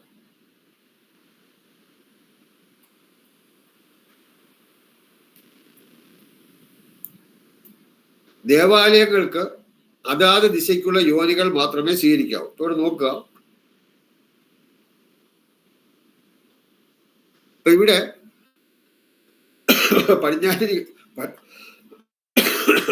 പടിഞ്ഞാറ്റിനെയായിട്ട് ചെയ്യുന്ന ഒരു വീടിന്, അതായത് പടിഞ്ഞാറോട്ട് വീട് മാറി നിൽക്കുന്നു, കിഴക്കോട്ട് ഫേസ് ചെയ്യുന്നു. പടിഞ്ഞാറ്റിനായിട്ടുള്ള വീടിന് 5 ശിഷ്ടം വരുന്ന, അതായത് ചുറ്റളവിനെ കോലങ്കിലുമാക്കി 3 കൊണ്ട് ഗുണിച്ച് 8 കൊണ്ട് ഹരിക്കുമ്പോൾ 5 ശിഷ്ടം വരുന്ന വൃഷഭയോനിയാണ് പടിഞ്ഞാറ്റി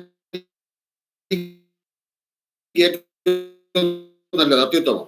ബാക്കി 1, 3, 7 ഉത്തമമാണ്.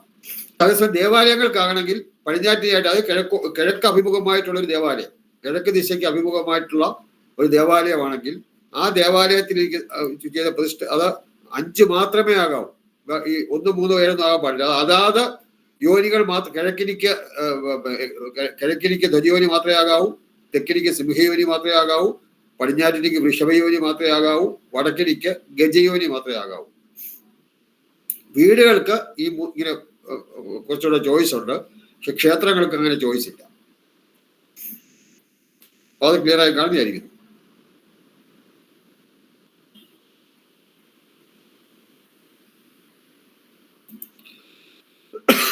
അതാണ് ദേവാലയങ്ങൾക്ക് അതാത് ദിശയ്ക്കുള്ള യോനികൾ മാത്രമേ സ്വീകരിക്കാവൂ. അപ്പൊ ദേവാലയമാണെങ്കിൽ കിഴക്കിനിക്ക് ധ്വജയോനി മാത്രമേ ആകാവൂ, തെക്കിനിക്ക് സിംഹയോനി മാത്രമേ ആകാവൂ, വടക്കിനിക്ക് ഗജയോനി മാത്രമേ ആകാവൂ, പടിഞ്ഞാറ്റിനിക്ക് ഋഷഭയോനി മാത്രമേ ആകാവൂ. വിധിക്കുകൾ എന്ന് പറഞ്ഞാൽ കോണുകളിലുള്ള ധൂമം, കുക്കുരം, ഖരം, വായസം എന്നീ യോനികൾ ഒരു നിർമ്മിതിക്കും പാടില്ല. ഏത് ദിശയിലേക്കുള്ള വീടാണെങ്കിലും ഈ ധൂമം, കുക്കുരം, ഖരം, വായസം എന്നുള്ള 4 നിഷിദ്ധ യോനികൾ പാടില്ല.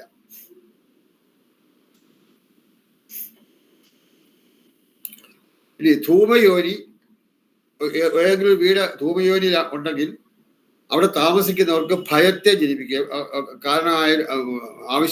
കാരണം ഉണ്ടെങ്കിലും ഇല്ലെങ്കിലും അവർക്ക് എപ്പോഴും എന്തെങ്കിലുമൊക്കെ ഭയമായിരിക്കും. ധൂമയോനി ഭയത്തെ ഉണ്ടാക്കുന്നു.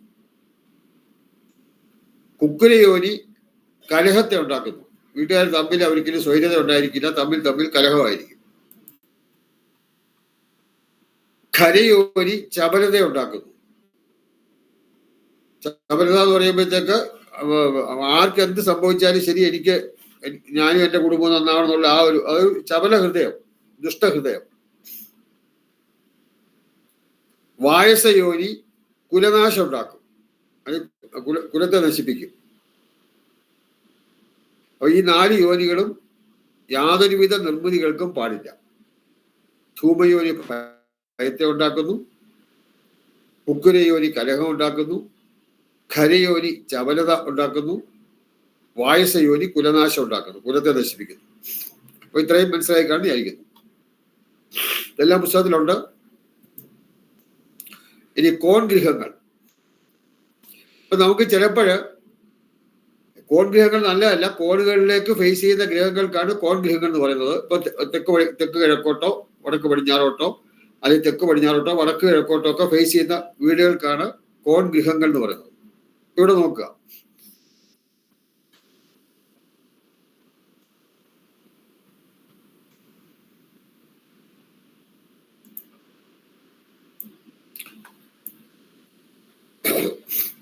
ഇവിടെ നമ്മൾ നേരത്തെ പറഞ്ഞ കാര്യങ്ങളൊന്നുകൂടെ വരച്ചിരിക്കുകയാണ്. അതായത് കിഴക്കിനിക്ക് 1, അതായത് ധ്വജയോനി മാത്രമേ ആകാവൂ. തെക്കിനിക്ക് 3 അത്യുത്തമം, സിംഹയോനി അത്യുത്തമം, ധ്വജയോനി ഉത്തമമാണ്. വടക്കിനിക്ക് 7 അല്ലെങ്കിൽ ഗജയോനി അത്യുത്തമമാണ്. 1, 3, അതായത് ധ്വജയോനി സിംഹയോനി ഉത്തമമാണ്. പടിഞ്ഞാറ്റിനിക്ക് 5 അല്ലെങ്കിൽ വൃഷഭയോനി അത്യുത്തമമാണ്. 1, 3, 7 ധ്വജയോനി, സിംഹയോനി, ഗജയോനി ഉത്തമമാണ്.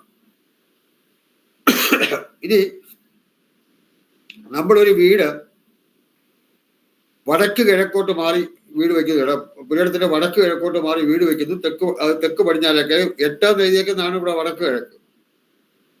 അപ്പൊ വടക്ക് കിഴക്കോട്ട് മാറി വീട് വെക്കുന്നു.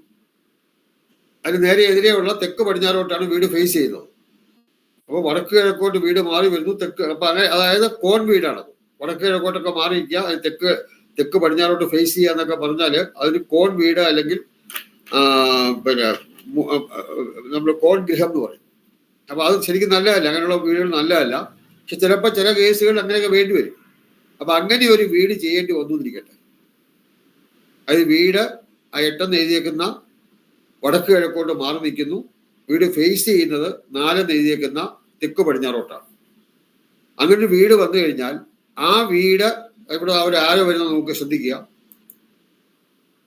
ഈസ്റ്റ് വടക്ക് കിഴക്ക് ഒരു ആരോ വന്നിരിക്കുന്നു. 8 ഒരു ആരോ ആ കിഴക്കിനിയിലോട്ട് വന്നിരിക്കുന്നു. അതായത് വടക്ക് കിഴക്കോട്ട് വീട് മാറി വന്ന് തെക്ക് പടിഞ്ഞാറോട്ട് ഫേസ് ചെയ്യുകയാണെങ്കിൽ അങ്ങനെയുള്ള വീടിന് കിഴക്കിനിയുടെ നിയമങ്ങളെല്ലാം നോക്കണം. കിഴക്കിനിയുടെ നിയമം എന്ന് പറഞ്ഞാൽ ധ്വജയോനി മാത്രമേ ആകാവൂ, വേറെ ഒരു യോനിയും പാടില്ല.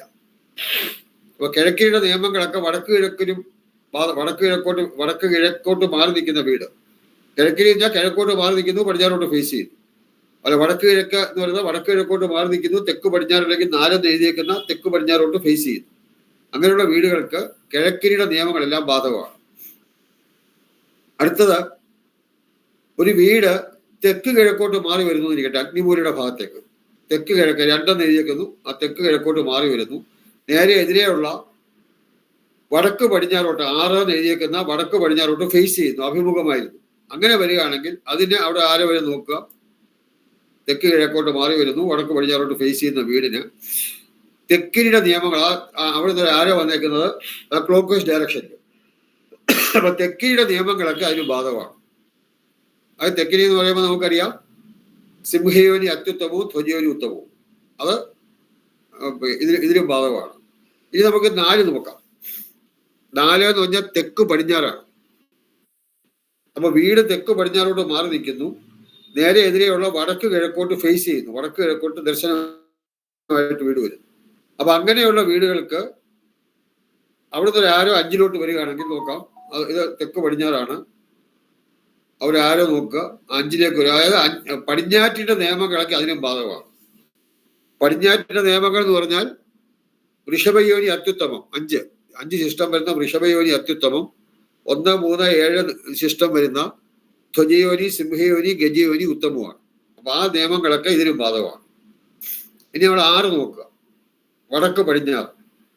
അപ്പോൾ ഒരു വീട് വടക്ക് പടിഞ്ഞാറോട്ട് മാറി, പുരയിടത്തിന്റെ അല്ലെങ്കിൽ ആ വസ്തുവിന്റെ വടക്ക് പടിഞ്ഞാറോട്ട് മാറി വരുന്നു, തെക്ക് കിഴക്കോട്ട് ഫേസ് ചെയ്യുന്നു.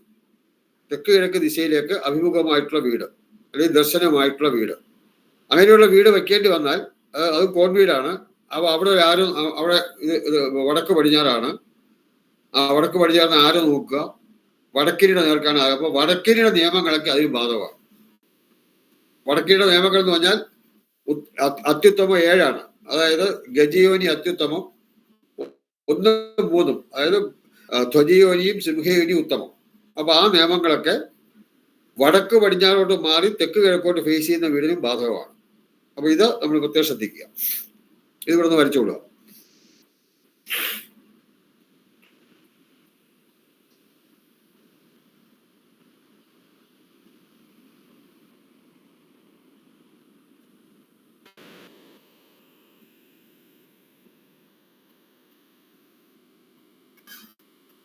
വരച്ച് കഴിയുമ്പോൾ പറയണം.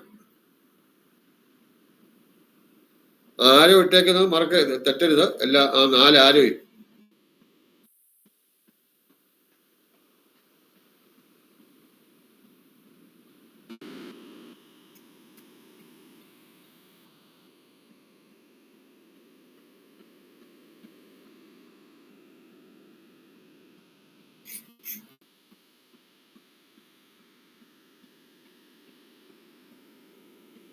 വെച്ച് കഴിഞ്ഞോ? ശബ്ദമൊന്നും കേൾക്കുന്നില്ല. മറുപടി അൺമ്യൂട്ട് ചെയ്ത് പറയാം.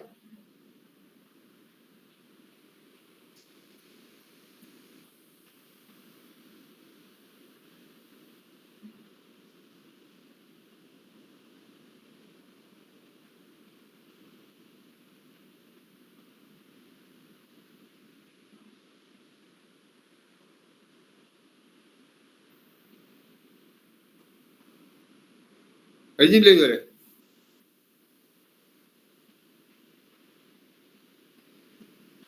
സ്ക്രീനൊക്കെ കാണാമോ? ആരും ഒരു റിപ്ലൈ ഇല്ല. എല്ലാരും ഉണ്ടോന്ന് അത് എന്തെങ്കിലും മറുപടി പറയാം. അൺമ്യൂട്ട് പറയുന്നത് ഉടനെ മ്യൂട്ട് ചെയ്യാം. ഇത് വരച്ചു കഴിഞ്ഞോ? വേറെ ആരെങ്കിലും ഇനി തീരാനുണ്ടോ? കംപ്ലീറ്റ് ചെയ്യാനുണ്ടോ? ഓക്കെ. അപ്പൊ ഇതാണ് കോൺ ഗൃഹങ്ങളാണെങ്കിൽ എങ്ങനെ ചെയ്യണമെന്നുള്ളത് ഇതിനകത്ത് നമുക്ക് മനസ്സിലാക്കാം.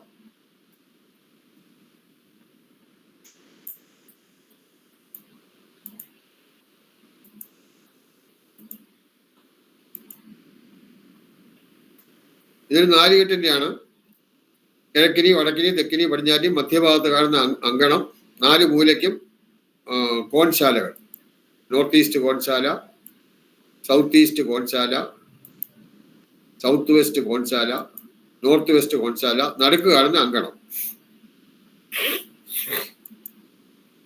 ഇവിടെ ആ മോളിൽ കാണുന്ന റോഡാണെന്നിരിക്കട്ടെ, അത് റോഡാണ്. എന്നിട്ട് അതിനകത്ത് ആ ചുവന്ന നിറത്തിൽ കാണുന്ന ഗേറ്റ് ആണെന്നിരിക്കട്ടെ, ആ വീടിന്റെ റോഡിൽ നിന്നുള്ള ഗേറ്റാണ്, റോഡിലുള്ള ഗേറ്റാണ്, അത് ഗേറ്റാണ്. അപ്പൊ ഇങ്ങനെ വരുമ്പോഴ് ഇപ്പൊ നമുക്ക് ഈ പിന്നെ 4 കെട്ട് അഡ്വാൻസ് കോഴ്സിൽ അല്ലെങ്കിൽ പോസ്റ്റ് ഗ്രാജുവേറ്റ് ഡിപ്ലോമ കോഴ്സിലെ 4 കെട്ടിന്റെ ഡിസൈൻ പഠിക്കാനുള്ളൂ. ഇപ്പം ഇക്കൊല്ലം ഏകശാലയുടെ മാത്രമേ പഠിക്കാവുള്ളൂ. അപ്പോൾ 4 കെട്ടിന്റെ നമ്മൾ പഠിക്കുമ്പോൾ അതിന് ഈ കാര്യങ്ങൾ കൂടുതൽ മനസ്സിലാകുന്നത് അറിഞ്ഞിരിക്കാൻ വേണ്ടിയാണ്. അതായത് ഇപ്പം ഈ 4 ശാലകൾ, അതായത് കിഴക്കിനി ശാല, തെക്കിനി ശാല, പടിഞ്ഞാറ്റിനി ശാല, വടക്കിനി ശാല, 4 കെട്ടിന്റെ 4 ശാലകളാണ്. ഈ 4 ശാലകളും അങ്കണത്തെ ഫേസ് ചെയ്യണം എന്നാണ് നിയമം. വാസ്തുശാസ്ത്രം ഇതാണ്. അതായത് കിഴക്കിനി പടിഞ്ഞാറോട്ട് ഫേസ് ചെയ്യണം, തെക്കിനി വടക്കോട്ട് ഫേസ് ചെയ്യണം, പടിഞ്ഞാറ്റിനി കിഴക്കോട്ട് ഫേസ് ചെയ്യണം, വടക്കിനി തെക്കോട്ട് ഫേസ് ചെയ്യണം. അപ്പൊ ഈ 4 ശാലകളും ദിക്ശാലകൾ എന്ന് പറയും. ഈ 4 ദിക്ശാലകളും അങ്കണത്തിനെ വേണം അഭിമുഖമായിട്ടിരിക്കാൻ. അപ്പൊ ഇപ്പം ഉദാഹരണത്തിന് ഇപ്പൊ കിഴക്കിനി എടുക്കുക. ആ കിഴക്കിനിയുടെ റോഡ് സൈഡിലുള്ള ഭാഗം എന്ന് പറയുന്നത് കിഴക്കിനിയുടെ പുറകുവശമാണ്. കാരണം കിഴക്കിനിയുടെ മുൻവശം അങ്കണത്തിലോട്ട് ഫേസ് ചെയ്യണം. എല്ലാ ശാലകളുടെയും മുൻവശം അങ്കണത്തിലേക്കായിരിക്കണം, 4 ശാലകളുടെയും. അപ്പൊ പുറകുവശമാണ് നമ്മളിപ്പം ഗേറ്റിന്റെ ആ ഭാഗത്തോട്ട് അല്ലെങ്കിൽ റോഡിന്റെ ഭാഗത്തോട്ട് ഇരിക്കുന്നത് കിഴക്കിനിയുടെ പുറകുവശമാണ്. അപ്പൊ ഇപ്പൊ ഇവിടെ നമ്മളൊരു മെയിൻ ഡോറ് വെക്കുകയാണെങ്കിൽ, നമ്മൾ ഈ വീട്ടിലേക്ക് ഒരു മെയിൻ ഡോറ് വെക്കുകയാണെങ്കിൽ ഇപ്പൊ അവിടെ ഒരു ചുമന്ന നടത്തി കാണുന്നതാണ് മെയിൻ ഡോറ്. കാരണം റോഡ് സൈഡിലായിരിക്കും എപ്പോഴും ഡോറ് വെക്കുന്നത്. ഡോറ് അവിടെ സിറ്റ് ഔട്ട് ഒക്കെ അവിടെ ആ ഭാഗത്തായിരിക്കും, ആ കിഴക്കിനിയിലായിരിക്കും സിറ്റ് ഔട്ടും ഒക്കെ വരുന്നത്. അത് കിഴക്കിനിയുടെ പുറകുവശമായിരിക്കും, മുൻവശമല്ല. മുൻവശം അങ്കണത്തിലോട്ടാണ്. അപ്പൊ ഇവിടെ ഇപ്പൊ ഈ കിഴക്കിനി മാത്രം നോക്കുക. അപ്പൊ അവിടുത്തെ റോഡായാലും ഗേറ്റ് ആയാലും മെയിൻ ഡോർ പ്രധാന വാതിലായാലും ഈ പ്രധാന വാതിലോട് ചേർന്ന് സിറ്റ് ഔട്ട് ഉണ്ടെങ്കിൽ ആ സിറ്റ് ഔട്ട് ഇതെല്ലാം തന്നെ വീടിന്റെ പുറകുവശത്താണ്. കിഴക്കിനി ശാലയുടെ പുറകുവശമാണ്. കാരണം കിഴക്കിനി ശാല അങ്കണത്തിലേക്ക് ഫേസ് ചെയ്യത്തൊക്കെ വേണം, പടിഞ്ഞാറോട്ട് ഫേസ് ചെയ്യത്തൊക്കെ വേണം കിഴക്കിനി ശാല വരാൻ. അപ്പൊ ഇതെല്ലാം ഈ മെയിൻ ഡോറും അതായത് പ്രധാന വാതില്, ഗേറ്റ്, റോഡ്, സിറ്റ് ഔട്ട് ഉണ്ടെങ്കിൽ അത് ഇതെല്ലാം വീടിന്റെ പുറകുവശത്താണ്. അപ്പൊ അങ്ങനെ വീടിന്റെ പുറകുവശത്ത് പിന്നെ ഗേറ്റും എല്ലാം വരാം, വാസ്തുപ്രകാരം വരാം. ഇവിടെ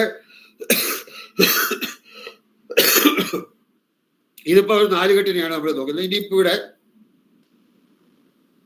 അതിപ്പോ പച്ച നിറത്തിൽ കാണുന്ന നോക്കുക. കിഴക്കിനി പടിഞ്ഞാറോട്ട് ഫേസ് ചെയ്യണം, തെക്കിനി വടക്കോട്ട് ഫേസ് ചെയ്യണം, പടിഞ്ഞാറ്റിനി കിഴക്കോട്ട് ഫേസ് ചെയ്യണം, വടക്കിനി തെക്കോട്ട് ഫേസ് ചെയ്യണം. 4 ശാലകളും അങ്കണത്തിലോട്ട് ഫേസ് ചെയ്യണം. ഇനി ഇത് നോക്കി, ഇതൊരു ഇപ്പൊ ഇടതുവശത്ത് നോക്കുക, അതൊരു ഏകശാലയാണ് തീക്കട്ടെ. മറ്റേ ചതുശാല അല്ലെങ്കിൽ 4 കെട്ടാണ്, ഇത് ഏകശാല. ആ വെളി കാണുന്നത് കോമ്പൗണ്ട് വാളും അകത്ത് കാണുന്ന കെട്ടിടമാണ് തീക്കട്ടെ. കിഴക്ക് പടിഞ്ഞാറ്. ഇപ്പൊ അവിടെ ഇത് റോഡാണ്, കിഴക്ക് വശത്ത് റോഡുണ്ട്. അത് ഇപ്പൊ ചുമന്ന നിറത്തിൽ കാണുന്ന ഗേറ്റാണ്. ഇതിപ്പം വീടിന്റെ മെയിൻ ഡോറാണ്. രണ്ടാമത്തെ ചെറിയ ചുവപ്പ് നിറത്തിൽ കാണുന്ന വീടിന്റെ പ്രധാന വാതിൽ. അപ്പൊ ഇവിടെയും വീടിന്റെ മുൻവശം പടിഞ്ഞാറോട്ടാകാം, അത് വീടിന്റെ പുറകുവശം ഈ പിന്നെ 4 കെട്ടിലുള്ള അതേ ഇത് തന്നെ ഇവിടെയും വരാം. ഇവിടെയും നമുക്ക് ആപ്ലിക്കബിൾ ആണ്. അതായത് മെയിൻ റോഡും ഗേറ്റും മെയിൻ ഡോറും സിറ്റ് ഔട്ടും എല്ലാം വീടിന്റെ പുറകുവശത്തും ആകാം. ഇപ്പൊ നോക്കുക, വീട് പടിഞ്ഞാറോട്ട് ഫേസ് ചെയ്യുന്ന ആണെങ്കിൽ പുറകുവശത്താണ് റോഡ് വരുന്നത്, പുറകുവശത്താണ് ഗേറ്റ്. അതുകൊണ്ട് നമ്മൾ സാധാരണ പിന്നെ ഈ ഗേറ്റ് കാണുന്ന ഭാഗം, ഗേറ്റും ഡോർ, മെയിൻ ഡോർ, വീടിന്റെ പ്രധാന വാതിലുകൾ കാണുന്നതാണ് മുൻവശം എടുക്കുന്നത് സാധാരണ. പക്ഷെ അത് അങ്ങനെ ആകണം നിർബന്ധമില്ല, വാസ്തുശാസ്ത്ര പ്രകാരം അങ്ങനെ ആകണം നിർബന്ധമില്ല. അങ്ങനെ ആയിക്കൂടുന്നില്ല, ആകാം. പക്ഷെ പല കേസുകളിലും വീടിന്റെ പുറകുവശത്ത് ഗേറ്റും ഡോറും റോഡും എല്ലാം വരാം. അതൊന്ന് അറിഞ്ഞിരിക്കാൻ വേണ്ടി കാണിച്ചതേ ഉള്ളൂ. അതായത് ഗേറ്റിന്റെയും പ്രധാന വാതിലിന്റെയും റോഡിന്റെയും ഒക്കെ സ്ഥാനം നോക്കിയല്ല വീടിന്റെ ദർശനം നിശ്ചയിക്കേണ്ടത്. അപ്പൊ ഇത് ഗ്രഹത്തിന്റെ അഭിമുഖത്വം കണക്കാക്കേണ്ടത്. ഗ്രഹം എങ്ങോട്ട് ഫേസ് ചെയ്യുന്നു നമുക്ക് ശാസ്ത്രപ്രകാരം മനസ്സിലാക്കേണ്ടത് വാസ്തു മധ്യത്തിലെ ബ്രഹ്മനാഭി അടിസ്ഥാനമാക്കണം. വസ്തുവിന്റെ മധ്യത്തിൽ ബ്രഹ്മനാഭിയുണ്ട്. ആ ബ്രഹ്മനാഭിയെ അത് ഇനി പഠിക്കും, അതെങ്ങനെയാണ് ബ്രഹ്മനാഭിയെ പറ്റിയ കൂടുതൽ മനസ്സിലാക്കുമ്പോൾ അത് അറിയാം. ബ്രഹ്മനാഭിയെ ബേസ് ചെയ്താണ് ബ്രഹ്മനാഭി എങ്ങോട്ട് മാറി, ബ്രഹ്മനാഭിയിൽ നിന്നും ഗ്രഹനാഭി എങ്ങോട്ട് മാറി നിൽക്കുന്നു, അതനുസരിച്ചാണ് വീട് എങ്ങോട്ട് ഫേസ് ചെയ്യുന്നു നമുക്ക് തീരുമാനിക്കേണ്ടത്. അല്ലാതെ ഡോറിന്റെ സ്ഥാനമോ റോഡിന്റെ സ്ഥാനമോ ഗേറ്റിന്റെ സ്ഥാനമോ അല്ലെങ്കിൽ സിറ്റ് ഔട്ടിന്റെ സ്ഥാനമോ ഒന്നും നോക്കിയല്ല. അതുപോലെ ഇത് കഴിയുന്നതും ശ്രദ്ധിക്കേണ്ട ഒരു കാര്യമാണ്. അത് നമുക്കറിയാം പടിഞ്ഞാറ്റിനിക്ക് വൃഷഭയോനിയാണ് അത്യുത്തമം. പക്ഷെ ധ്വജം, സിംഹം, ഗജം യോനിയുടെ ഉത്തമത്തിലാകാം. അപ്പൊ അങ്ങനെ പടിഞ്ഞാറ്റിന്റെ സ്ഥാനത്ത് നമ്മൾ സിംഹയോനിയോ മറ്റോ എടുത്താൽ അത് പിന്നെ സിംഹവും ഗജവും തമ്മിൽ ചേരില്ല. എപ്പോഴും സിംഹയോനി എടുക്കുന്നിടത്ത് ഗജയോനി എടുക്കാതിരിക്കാൻ ശ്രദ്ധിക്കണം. അതിന് പടിഞ്ഞാറ്റിന്റെ സ്ഥാനത്തോ വടക്കേന്റെ സ്ഥാനത്തൊക്കെ സിംഹയോനി സ്വീകരിച്ചാൽ ഗജയോനി കഴിയുന്നതും അതിന് ഇപ്പൊ ഒരു മുറിക്ക് ഗജയോനി എടുത്താൽ മറ്റു മുറിക്ക് സിംഹയോനി, അതൊന്നും നല്ലതല്ല. വീടിന് സിംഹയോനി എടുത്താൽ മുറികൾക്ക് ഗജയോനി. അങ്ങനെ സിംഹവും ഗജവും തമ്മിൽ, സിംഹയോനിയും ഗജയോനിയും തമ്മിൽ ചേരുന്ന യോനികളല്ല. അതുകൊണ്ട് വീടുകൾക്കായാലും ഏതിനായാലും ശരി, നമ്മള് സിംഹയോനി എടുത്താൽ കഴിയുന്നതും ഗജയോനി അവോയ്ഡ് ചെയ്യണം, അല്ലെങ്കിൽ ഗജയോനി എടുത്താൽ കഴിയുന്ന സിംഹയോനി അവോയ്ഡ് ചെയ്യണം. അതുപോലെ ഗജയോനി സ്വീകരിച്ചാൽ സിംഹയോനിയും പാടില്ല. ക്ലിയർ ആയി കാണുന്ന വിചാരിക്കുന്നു. വേണേൽ നോട്ട് ചെയ്തോളുക.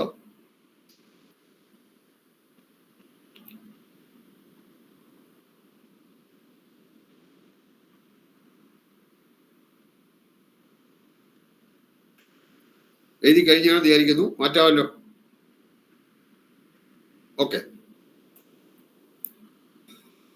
ഈ ത്വജീയോനി നമ്മൾ നേരത്തെ പറഞ്ഞു, ഈ സത്വ രജ തമോ ഗുണങ്ങളുള്ളതാണ് ഈ ചുറ്റളവെന്ന്. അതാണ് ഇപ്പൊ നമ്മുടെ ത്വജയോനി എന്ന് പറഞ്ഞാൽ സത്വഗുണ പ്രാധാന്യമുള്ളതാണ്. ത്വജയോനിക്ക് സത്വഗുണമാണ്. സർവ്വ ദിക്കുകളിലും ഇഷ്ടഫലം പ്രദാനം ചെയ്യുന്നതാണ്. നമ്മൾ നേരത്തെ നോക്കിയപ്പോൾ കണ്ട് ത്വജയോനി എവിടെയാകാം, കിഴക്കിനിക്കും ആകാം, പടിഞ്ഞാറ്റിനിക്കും ആകാം, വടക്കിനിക്കും ആകാം, തെക്കിനിക്കും ആകാം ത്വജയോനി. അതാണ് ത്വജയോനി സത്വഗുണ പ്രാധാന്യമുള്ളതും സർവ്വ ദിക്കുകളിലും ഇഷ്ടഫലം പ്രദാനം ചെയ്യുന്നതും കിഴക്ക് ദിക്കിൽ സർവാഭീഷ്ട പ്രദായകമാണ്. കിഴക്ക് ദിക്കിന് ഇത് മാത്രമേ ആകാവൂ, ത്വജയോനി മാത്രമേ ആകാവൂ. അപ്പോൾ സർവാഭീഷ്ട പ്രദായകവുമാണ്. ത്വജയോനിക്ക് സത്വഗുണമാണ്. സിംഹയോനിക്ക് രജോ ഗുണമാണ്. സിംഹയോനിക്കും അതുപോലെ തന്നെ പിന്നെ ഗജയോനിക്കും രജോ ഗുണമാണ്. സിംഹയോനി രജോ ഗുണ പ്രാധാന്യമുള്ളതും കുജസ്വരൂപനും തെക്ക് ദിക്കിൽ അഭിവൃദ്ധിപ്രദായകവുമാണ്. ഇത് ഏതോ നിർബന്ധമില്ല, ടെസ്റ്റിലുള്ളതാണ്. ഗജയോനി അതും രജോ ഗുണമാണ്. രജോ ഗുണ പ്രാധാന്യമുള്ളതും ബുധസ്വരൂപനും വടക്ക് ദിക്കിൽ അഭീഷ്ടത്തെ പ്രദാനം ചെയ്യുന്നതുമാണ്. ഇനി വൃഷഭയോനി തമോ ഗുണ പ്രധാനമുള്ളതാണ്. വൃഷഭയോനി തമോ ഗുണ പ്രാധാന്യമുള്ളതും പടിഞ്ഞാറേ ദിക്കിൽ സർവസിദ്ധിയെ തരുന്നതുമാണ്. യാനങ്ങൾ, അത് ഞാൻ നേരത്തെ പറഞ്ഞു, വാഹനങ്ങളൊക്കെ യാനങ്ങളിൽ വരും. പല്ലക്കൊക്കെ യാനത്തിൽ വരുന്നതാണ്. തേര് അതെല്ലാം യാനത്തിൽ വരും. ആൽത്തറ, മുല്ലത്തറ, ഇതിനൊക്കെ ത്വജീയോനിയാണ് ഏറ്റവും നല്ലത്. ത്വജീയോനി യാനങ്ങൾ, പല്ലക്ക്, തേര്, ആൽത്തറ, മുല്ലത്തറ, ഇതിലൊക്കെ ത്വജീയോനി ചെയ്യുന്നത് ഏറ്റവും നല്ലതാണ്. കട്ടില്, തൂക്കുമഞ്ചം, ഇതിനൊക്കെ ഇതൊക്കെ ചെയ്യുന്നതിന്റെ ഏറ്റവും നല്ല യോനി എന്ന് പറയുന്നത് ഗജയോനിയാണ്. കട്ടിലിനും തൂക്കുമഞ്ചവും. സിംഹാസനം, പീഠം, ഇരിക്കുന്നതിനുള്ളതെല്ലാം സിംഹയോനിയാണ് ഏറ്റവും നല്ലത്. അതുപോലെ പെട്ടി, കിണറ്, കുളം, തടാകം, ഗോശാല, ഇതിനൊക്കെ വൃഷഭയോനിയാണ് ഏറ്റവും നല്ലത്. ഇതൊക്കെ പുസ്തകത്തിലുണ്ട്, അറിഞ്ഞു വയ്ക്കുക.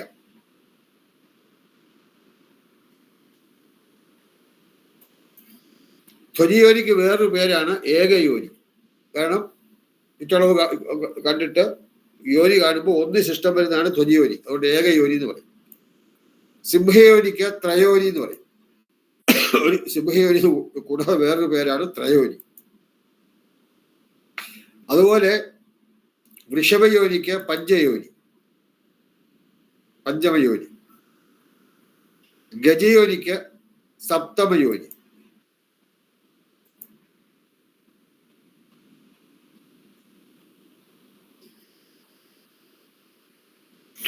അത് നമ്മള് ആയം, വ്യയം, യോനി, ഇത് മൂന്നും കാണാൻ മനസ്സിലാക്കി. അടുത്ത നക്ഷത്രമാണ്. നക്ഷത്രത്തിന് വേറൊരു പേരാണ് ഋക്ഷ. അതായത് ചുറ്റളവിനെ കോലങ്ങളും ആക്കിയിട്ട് 8 കൊണ്ട് ഗുണിച്ച് 27 കൊണ്ട് ഹരിക്കുമ്പോൾ കിട്ടുന്ന ശിഷ്ടമാണ് നക്ഷത്രം. ചുറ്റളവിനെ 8 കൊണ്ട് ഗുണിച്ച് 27 കൊണ്ട് ഹരിച്ചാൽ കിട്ടുന്ന ശിഷ്ടമാണ് നക്ഷത്രം. ശിഷ്ടം 1 വന്നാൽ അശ്വതി, 2 വന്നാൽ ഭരണി, 3 വന്നാൽ കാർത്തിക, ഇങ്ങനെ പിന്നെ ആ ഓർഡറിൽ രേവതി വരെ ഉണ്ട്.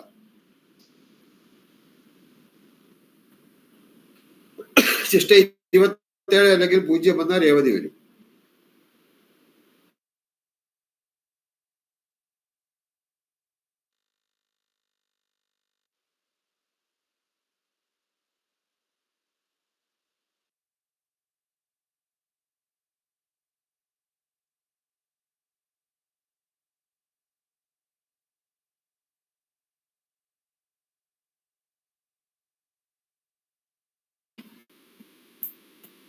ശിഷ്ടം 0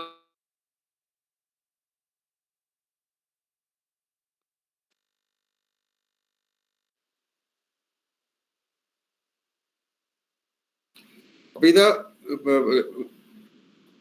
ആൻസറൊക്കെ കാണുമ്പം നമുക്ക് നമ്പർ ആയിരിക്കും കിട്ടും. 20 നമ്പർ ആയിരിക്കും. അപ്പൊ 20ാമത്തെ നക്ഷത്രം ഏതാണ് നമുക്ക് കണ്ടുപിടിക്കാൻ അറിഞ്ഞിരിക്കണം. അപ്പൊ അതൊക്കെ എല്ലാവരും അറിഞ്ഞിരിക്കണം, അല്ലെങ്കിൽ ഇതിന്റെ ഇത് കിട്ടില്ല. അശ്വതി, ഭരണി, കാർത്തിക, രോഹിണി എന്നുള്ള രേവതി വരെ ഉള്ളത് ആ ഓർഡറിൽ പറയാൻ അറിഞ്ഞിരിക്കണം. ഗ്രഹത്തിന്റെ ഇനി ഈ നക്ഷത്രത്തിന്റെ ഗുണദോഷം മനസ്സിലാക്കാനായിട്ട് ഗ്രഹത്തിന്റെ നക്ഷത്രം നമ്മൾ കാണുന്ന ഇപ്പൊ മനസ്സിലാക്കി. അങ്ങനെ ഗ്രഹത്തിന്റെ നക്ഷത്രം ചുറ്റളവിൽ നിന്നും കാണണം. കണ്ടിട്ട് ഗ്രഹനാഥന്റെ നക്ഷത്രം തൊട്ട് ഗ്രഹത്തിന്റെ നക്ഷത്രം വരെ എണ്ണണം. ഗ്രഹനാഥന്റെ നക്ഷത്രം 1 എണ്ണിട്ട് 1 മുതൽ അപ്പം ഗ്രഹത്തിന്റെ നക്ഷത്രം വരുന്നവരെ എണ്ണണം. അങ്ങനെ എണ്ണുമ്പോൾ കിട്ടുന്ന സംഖ്യ 9ൽ കൂടുതലാണെങ്കിൽ ആ കിട്ടുന്ന സംഖ്യ 9 കൊണ്ട് ഹരിച്ച് ശിഷ്ടം വരുന്ന സംഖ്യ എടുക്കണം. അങ്ങനെ എടുക്കുമ്പോൾ 9ൽ കൂടുതൽ അല്ലെങ്കിൽ അതിന് കിട്ടുന്ന സംഖ്യ തന്നെ എടുക്കുക. പ്രസ്തുത സംഖ്യകളിൽ 2, 4, 6, 8, 9 എന്നീ സംഖ്യകൾ ശുഭസൂചകങ്ങളും 1, 3, 5, 7 എന്നീ സംഖ്യകൾ അശുഭങ്ങളുമാണ്. ഇതാണ് അതിന്റെ ശുഭാശുഭം നോക്കുന്നത് എങ്ങനെയാണെന്നുള്ളത് നക്ഷത്രത്തിന്റെ.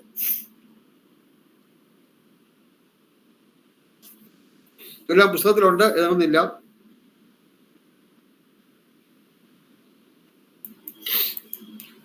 ഒരു ഉദാഹരണം പറയുകയാണെങ്കിൽ ഗ്രഹനാഥന്റെ നക്ഷത്രം അശ്വതിയും ഗ്രഹത്തിന്റെ നക്ഷത്രം പൂരവുമാണെങ്കിൽ ഗ്രഹനാഥന്റെ നക്ഷത്രം അശ്വതി മുതൽ പൂരം വരെ എണ്ണണം.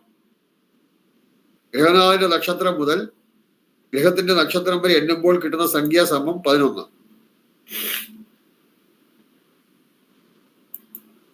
11നെ 9 കൂടുതലാണത്. അപ്പൊ 11നെ 9 കൊണ്ട് ഹരിക്കുമ്പോൾ ശിഷ്ടം 2 കിട്ടും. അപ്പൊ ഭരണിയാണ്. ഇത് ശുഭമാണ്. അപ്പൊ ഭരണി എന്ന് പറഞ്ഞാൽ 2, 4, 6, 8 വരുന്നത് ശുഭമാണ്.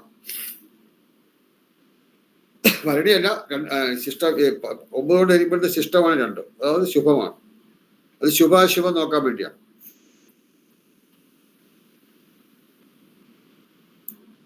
അടുത്ത വാരം, ആഴ്ച. ഓരോ വീണ്ടും ഒരു ആഴ്ചയുണ്ട്, അതെങ്ങനെ കാണാം. ചുറ്റളവിനെ 8 കൊണ്ട് ഗുണിച്ച് 7 കൊണ്ട് ഹരിക്കുമ്പോൾ കിട്ടുന്ന ശിഷ്ടമാണ് വാരം. ചുറ്റളവിനെ 8 കൊണ്ട് ഗുണിച്ചിട്ട് 7 കൊണ്ട് ഹരിക്കണം. ശിഷ്ടമാണ് വാരം.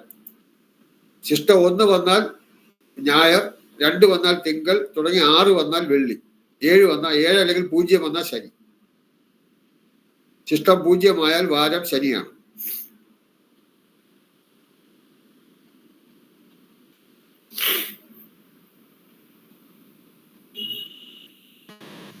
അങ്ങനെ വാരം കാണാം.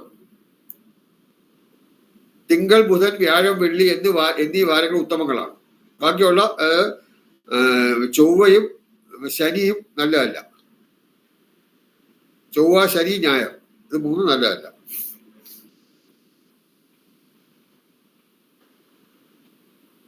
അടുത്ത തിഥി. ചുറ്റളവിലെ കോലെങ്കിലും ആക്കിയിട്ട് 8 കൊണ്ട് ഗുണിച്ച് 30 കൊണ്ട് ഹരിക്കുമ്പോൾ കിട്ടുന്ന ശിഷ്ടമാണ് തിഥി. 8 കൊണ്ട് ഗുണിച്ച് 30 കൊണ്ട് ഹരിച്ചാൽ കിട്ടുന്ന ശിഷ്ടമാണ് തിഥി. ആദ്യത്തെ 15 തിഥികളെ പൂർവപക്ഷം അഥവാ ശുക്ലപക്ഷം എന്ന് പറയുന്നു. 16 മുതൽ 30 വരെയുള്ള തിഥികളെ അപരപക്ഷം അല്ലെങ്കിൽ കറുത്തപക്ഷം എന്ന് പറയുന്നു. അപ്പൊ അങ്ങനെ തിഥി കണ്ടുപിടിക്കുമ്പോൾ നോക്കേണ്ടത് പൂർവപക്ഷമാണോ അപരപക്ഷമാണോ നോക്കണം. അത് 15 അതിൽ കുറവ് വരുന്നതൊക്കെ പൂർവപക്ഷമാണ്. 16 മുതൽ 30 വരെ വരുന്നതെല്ലാം അപരപക്ഷമാണ്. അപ്പം നമ്മളിപ്പം തിഥി പറയുമ്പോൾ ഏകാദശി ഒക്കെ പറയുമ്പോൾ അത് ഏത് അപരപക്ഷത്തിലാണോ പൂർവപക്ഷത്തിലാണോ എന്ന് കൂടെ പറയണം. പൂർവപക്ഷത്തിൽ ആദ്യത്തെ 5 അപരപക്ഷത്തിൽ അവസാനത്തെ 5 തിഥികൾ ശുഭമല്ല. അതൊക്കെ പുസ്തകത്തിലുണ്ട്, എഴുതേണ്ട ആവശ്യമില്ല. കൂടാതെ ചതുർത്ഥിയുടെ 41 നാഴിക മുതൽ 60 നാഴിക വരെയും നവമിയുടെ 1 നാഴിക മുതൽ 20 നാഴിക വരെയും ചതുർദശിയുടെ 21 നാഴിക മുതൽ 40 നാഴിക വരെയും ശുഭമല്ല. മുകളിൽ വിവരിച്ച ആയാതി ഷഡ്വർഗങ്ങൾ കൂടാതെ ആയുസ്, പക്ഷാന്തരവയം ഇത് 2 കൂടെ ഉണ്ട്. അപ്പൊ അതും കൂടെ കണ്ടിട്ട് നമുക്ക് ഇത് ചെയ്യുന്ന പ്രോബ്ലംസ് ചെയ്യണം, കണ്ടുപിടിക്കണം. അത് നാളെ നോക്കാം. ഇനി ആയുസ് എങ്ങനെയാണെന്ന്. ആയുസിന് നമ്മൾ നക്ഷത്രം കാണുന്ന അതേ ഫോമിലാണ്. അതായത് ചുറ്റളവിനെ കോലക്കുലം ആക്കിയിട്ട് 8 കൊണ്ട് ഗുണിച്ച് 27 കൊണ്ട് ഹരിക്കണം. അപ്പൊ ശിഷ്ടമാണ് നക്ഷത്രം വരുന്നത്. പക്ഷെ ആയുസ് എന്ന് പറഞ്ഞാൽ അതിന്റെ ഹരണഫലമാണ്. ആ വ്യത്യാസം. ചുറ്റളവിനെ 8 കൊണ്ട് ഗുണിച്ച് 27 കൊണ്ട് ഹരിച്ചാൽ കിട്ടുന്ന ഹരണഫലമാണ് ആയുസ്. ഇത് മാത്രമേ ഉള്ളൂ. ബാക്കി എല്ലാം ശിഷ്ടമാണ്. ഈ ആയാതി ഷഡ്വർഗങ്ങളിൽ ആയാതി ഷഡ്വർഗങ്ങൾ കഴിഞ്ഞ് ആയുസ്സും പക്ഷാന്തരം. ആയുസ് മാത്രമേ ഉള്ളൂ ഹരണഫലം നോക്കുന്നത്. പ്രസ്തുത ഹരണഫലം 5-ൽ കൂടുതൽ വന്നാൽ ആ വരുന്ന സംഖ്യ 5 കൊണ്ട് ഹരിക്കുമ്പോൾ കിട്ടുന്ന ശിഷ്ടമാണ് ആയുസ്. ഇതെല്ലാം പുസ്തകത്തിലുണ്ട്. പുസ്തകത്തിലെ 1-ാമത്തെ ബുക്കിലെ ലാസ്റ്റ് ചാപ്റ്ററാണ്. ആയുസ് 1 വന്നാൽ ബാല്യം, 2 വന്നാൽ കൗമാരം, 3 വന്നാൽ യൗവനം, 4 വന്നാൽ വാർദ്ധക്യം, 5 അല്ലെങ്കിൽ 0 വന്നാൽ മരണം. 0-ഓ 5-ഓ വന്നാൽ മരണം. ആണ് ഈ മരണച്ചുറ്റെന്നൊക്കെ പറഞ്ഞത്. അതാണ് ആയുസ് മരണം വരുന്നതാണ് മരണച്ചുറ്റെന്നൊക്കെ പറഞ്ഞത്. അത് നമുക്കിങ്ങനെ കണ്ടുപിടിക്കാം. ചുറ്റളവിന് 8 കൊണ്ട് ഗുണിച്ച് 27 കൊണ്ട് ഹരിക്കുമ്പോൾ കിട്ടുന്ന ഹരണഫലമാണ് ആയുസ്. ഇതെല്ലാം പുസ്തകത്തിലുണ്ട്. എഴുതേണ്ട ആവശ്യമില്ല. ബാല്യവും വാർദ്ധക്യവും വരികയാണെങ്കിൽ മധ്യമമാണ്, കൗമാരം ഉത്തമമാണ്, യൗവനം അത്യുത്തമമാണ്, മരണം വർജ്യമാണ് അല്ലെങ്കിൽ നിഷിദ്ധമാണ്. മരണം ചുറ്റൊരിക്കലും പാടില്ല.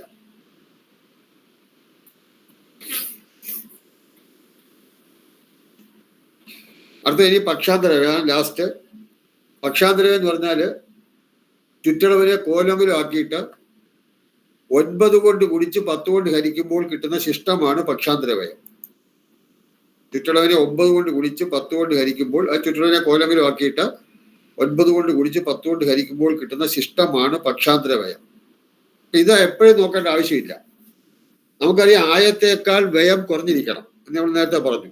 ഈ ചില കേസുകളിൽ ആയത്തേക്കാൾ വ്യയം കൂടുതലാണ്, പക്ഷെ ബാക്കി എല്ലാം നല്ലതാണെങ്കിൽ നമുക്ക് ആയത്തേക്കാൾ വ്യയം കൂടുതലാണെങ്കിലും പക്ഷാന്തര വ്യയം ആയത്തേക്കാൾ കുറവാണെങ്കിൽ മധ്യമത്തിൽ എടുക്കാമെന്ന് പറയുന്നുണ്ട്.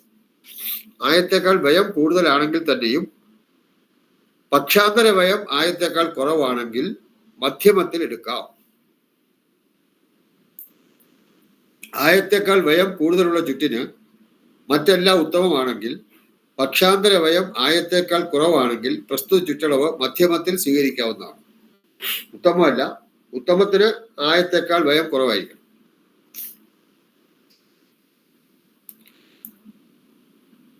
എന്നാൽ വ്യയവും, അതായത് ആയത്തേക്കാൾ വ്യയവും കൂടുതലാണ്, പക്ഷാന്തര വ്യയവും കൂടുതലാണെങ്കിൽ അങ്ങനത്തെ സ്വീകരിക്കാൻ പാടില്ല എന്നാണ്. എന്നാൽ വ്യയവും പക്ഷാന്തര വ്യയവും ആയത്തേക്കാൾ കൂടുതലുള്ള ചുറ്റളവ് വർജിക്കേണ്ടതാണ്.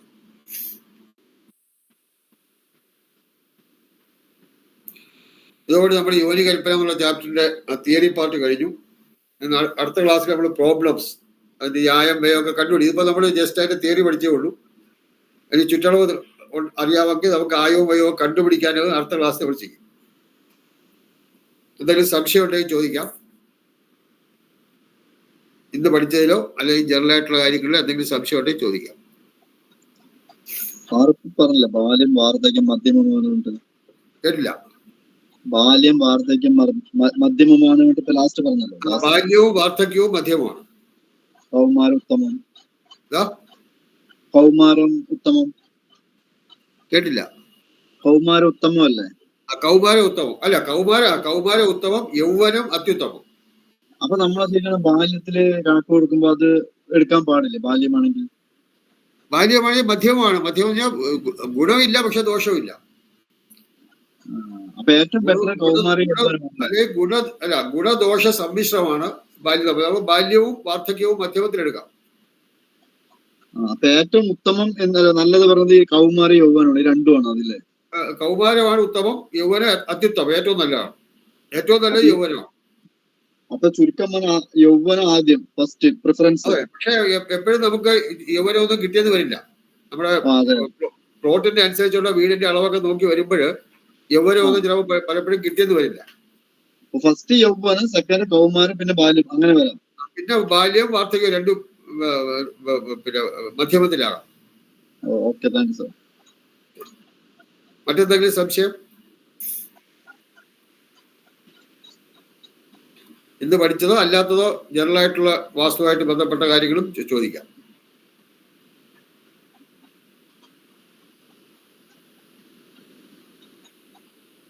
ഓക്കെ, ഇല്ല, സംശയങ്ങളൊന്നുമില്ല. അപ്പോൾ നമ്മളെ ക്ലാസ് 9:40 ഡൗട്ട് ഉണ്ടെങ്കിൽ ചോദിക്കാം, ഇല്ലെങ്കിൽ നിർത്താൻ പോവാണ്. ഓക്കെ, ക്ലാസ് ഓഫ് ചെയ്തു.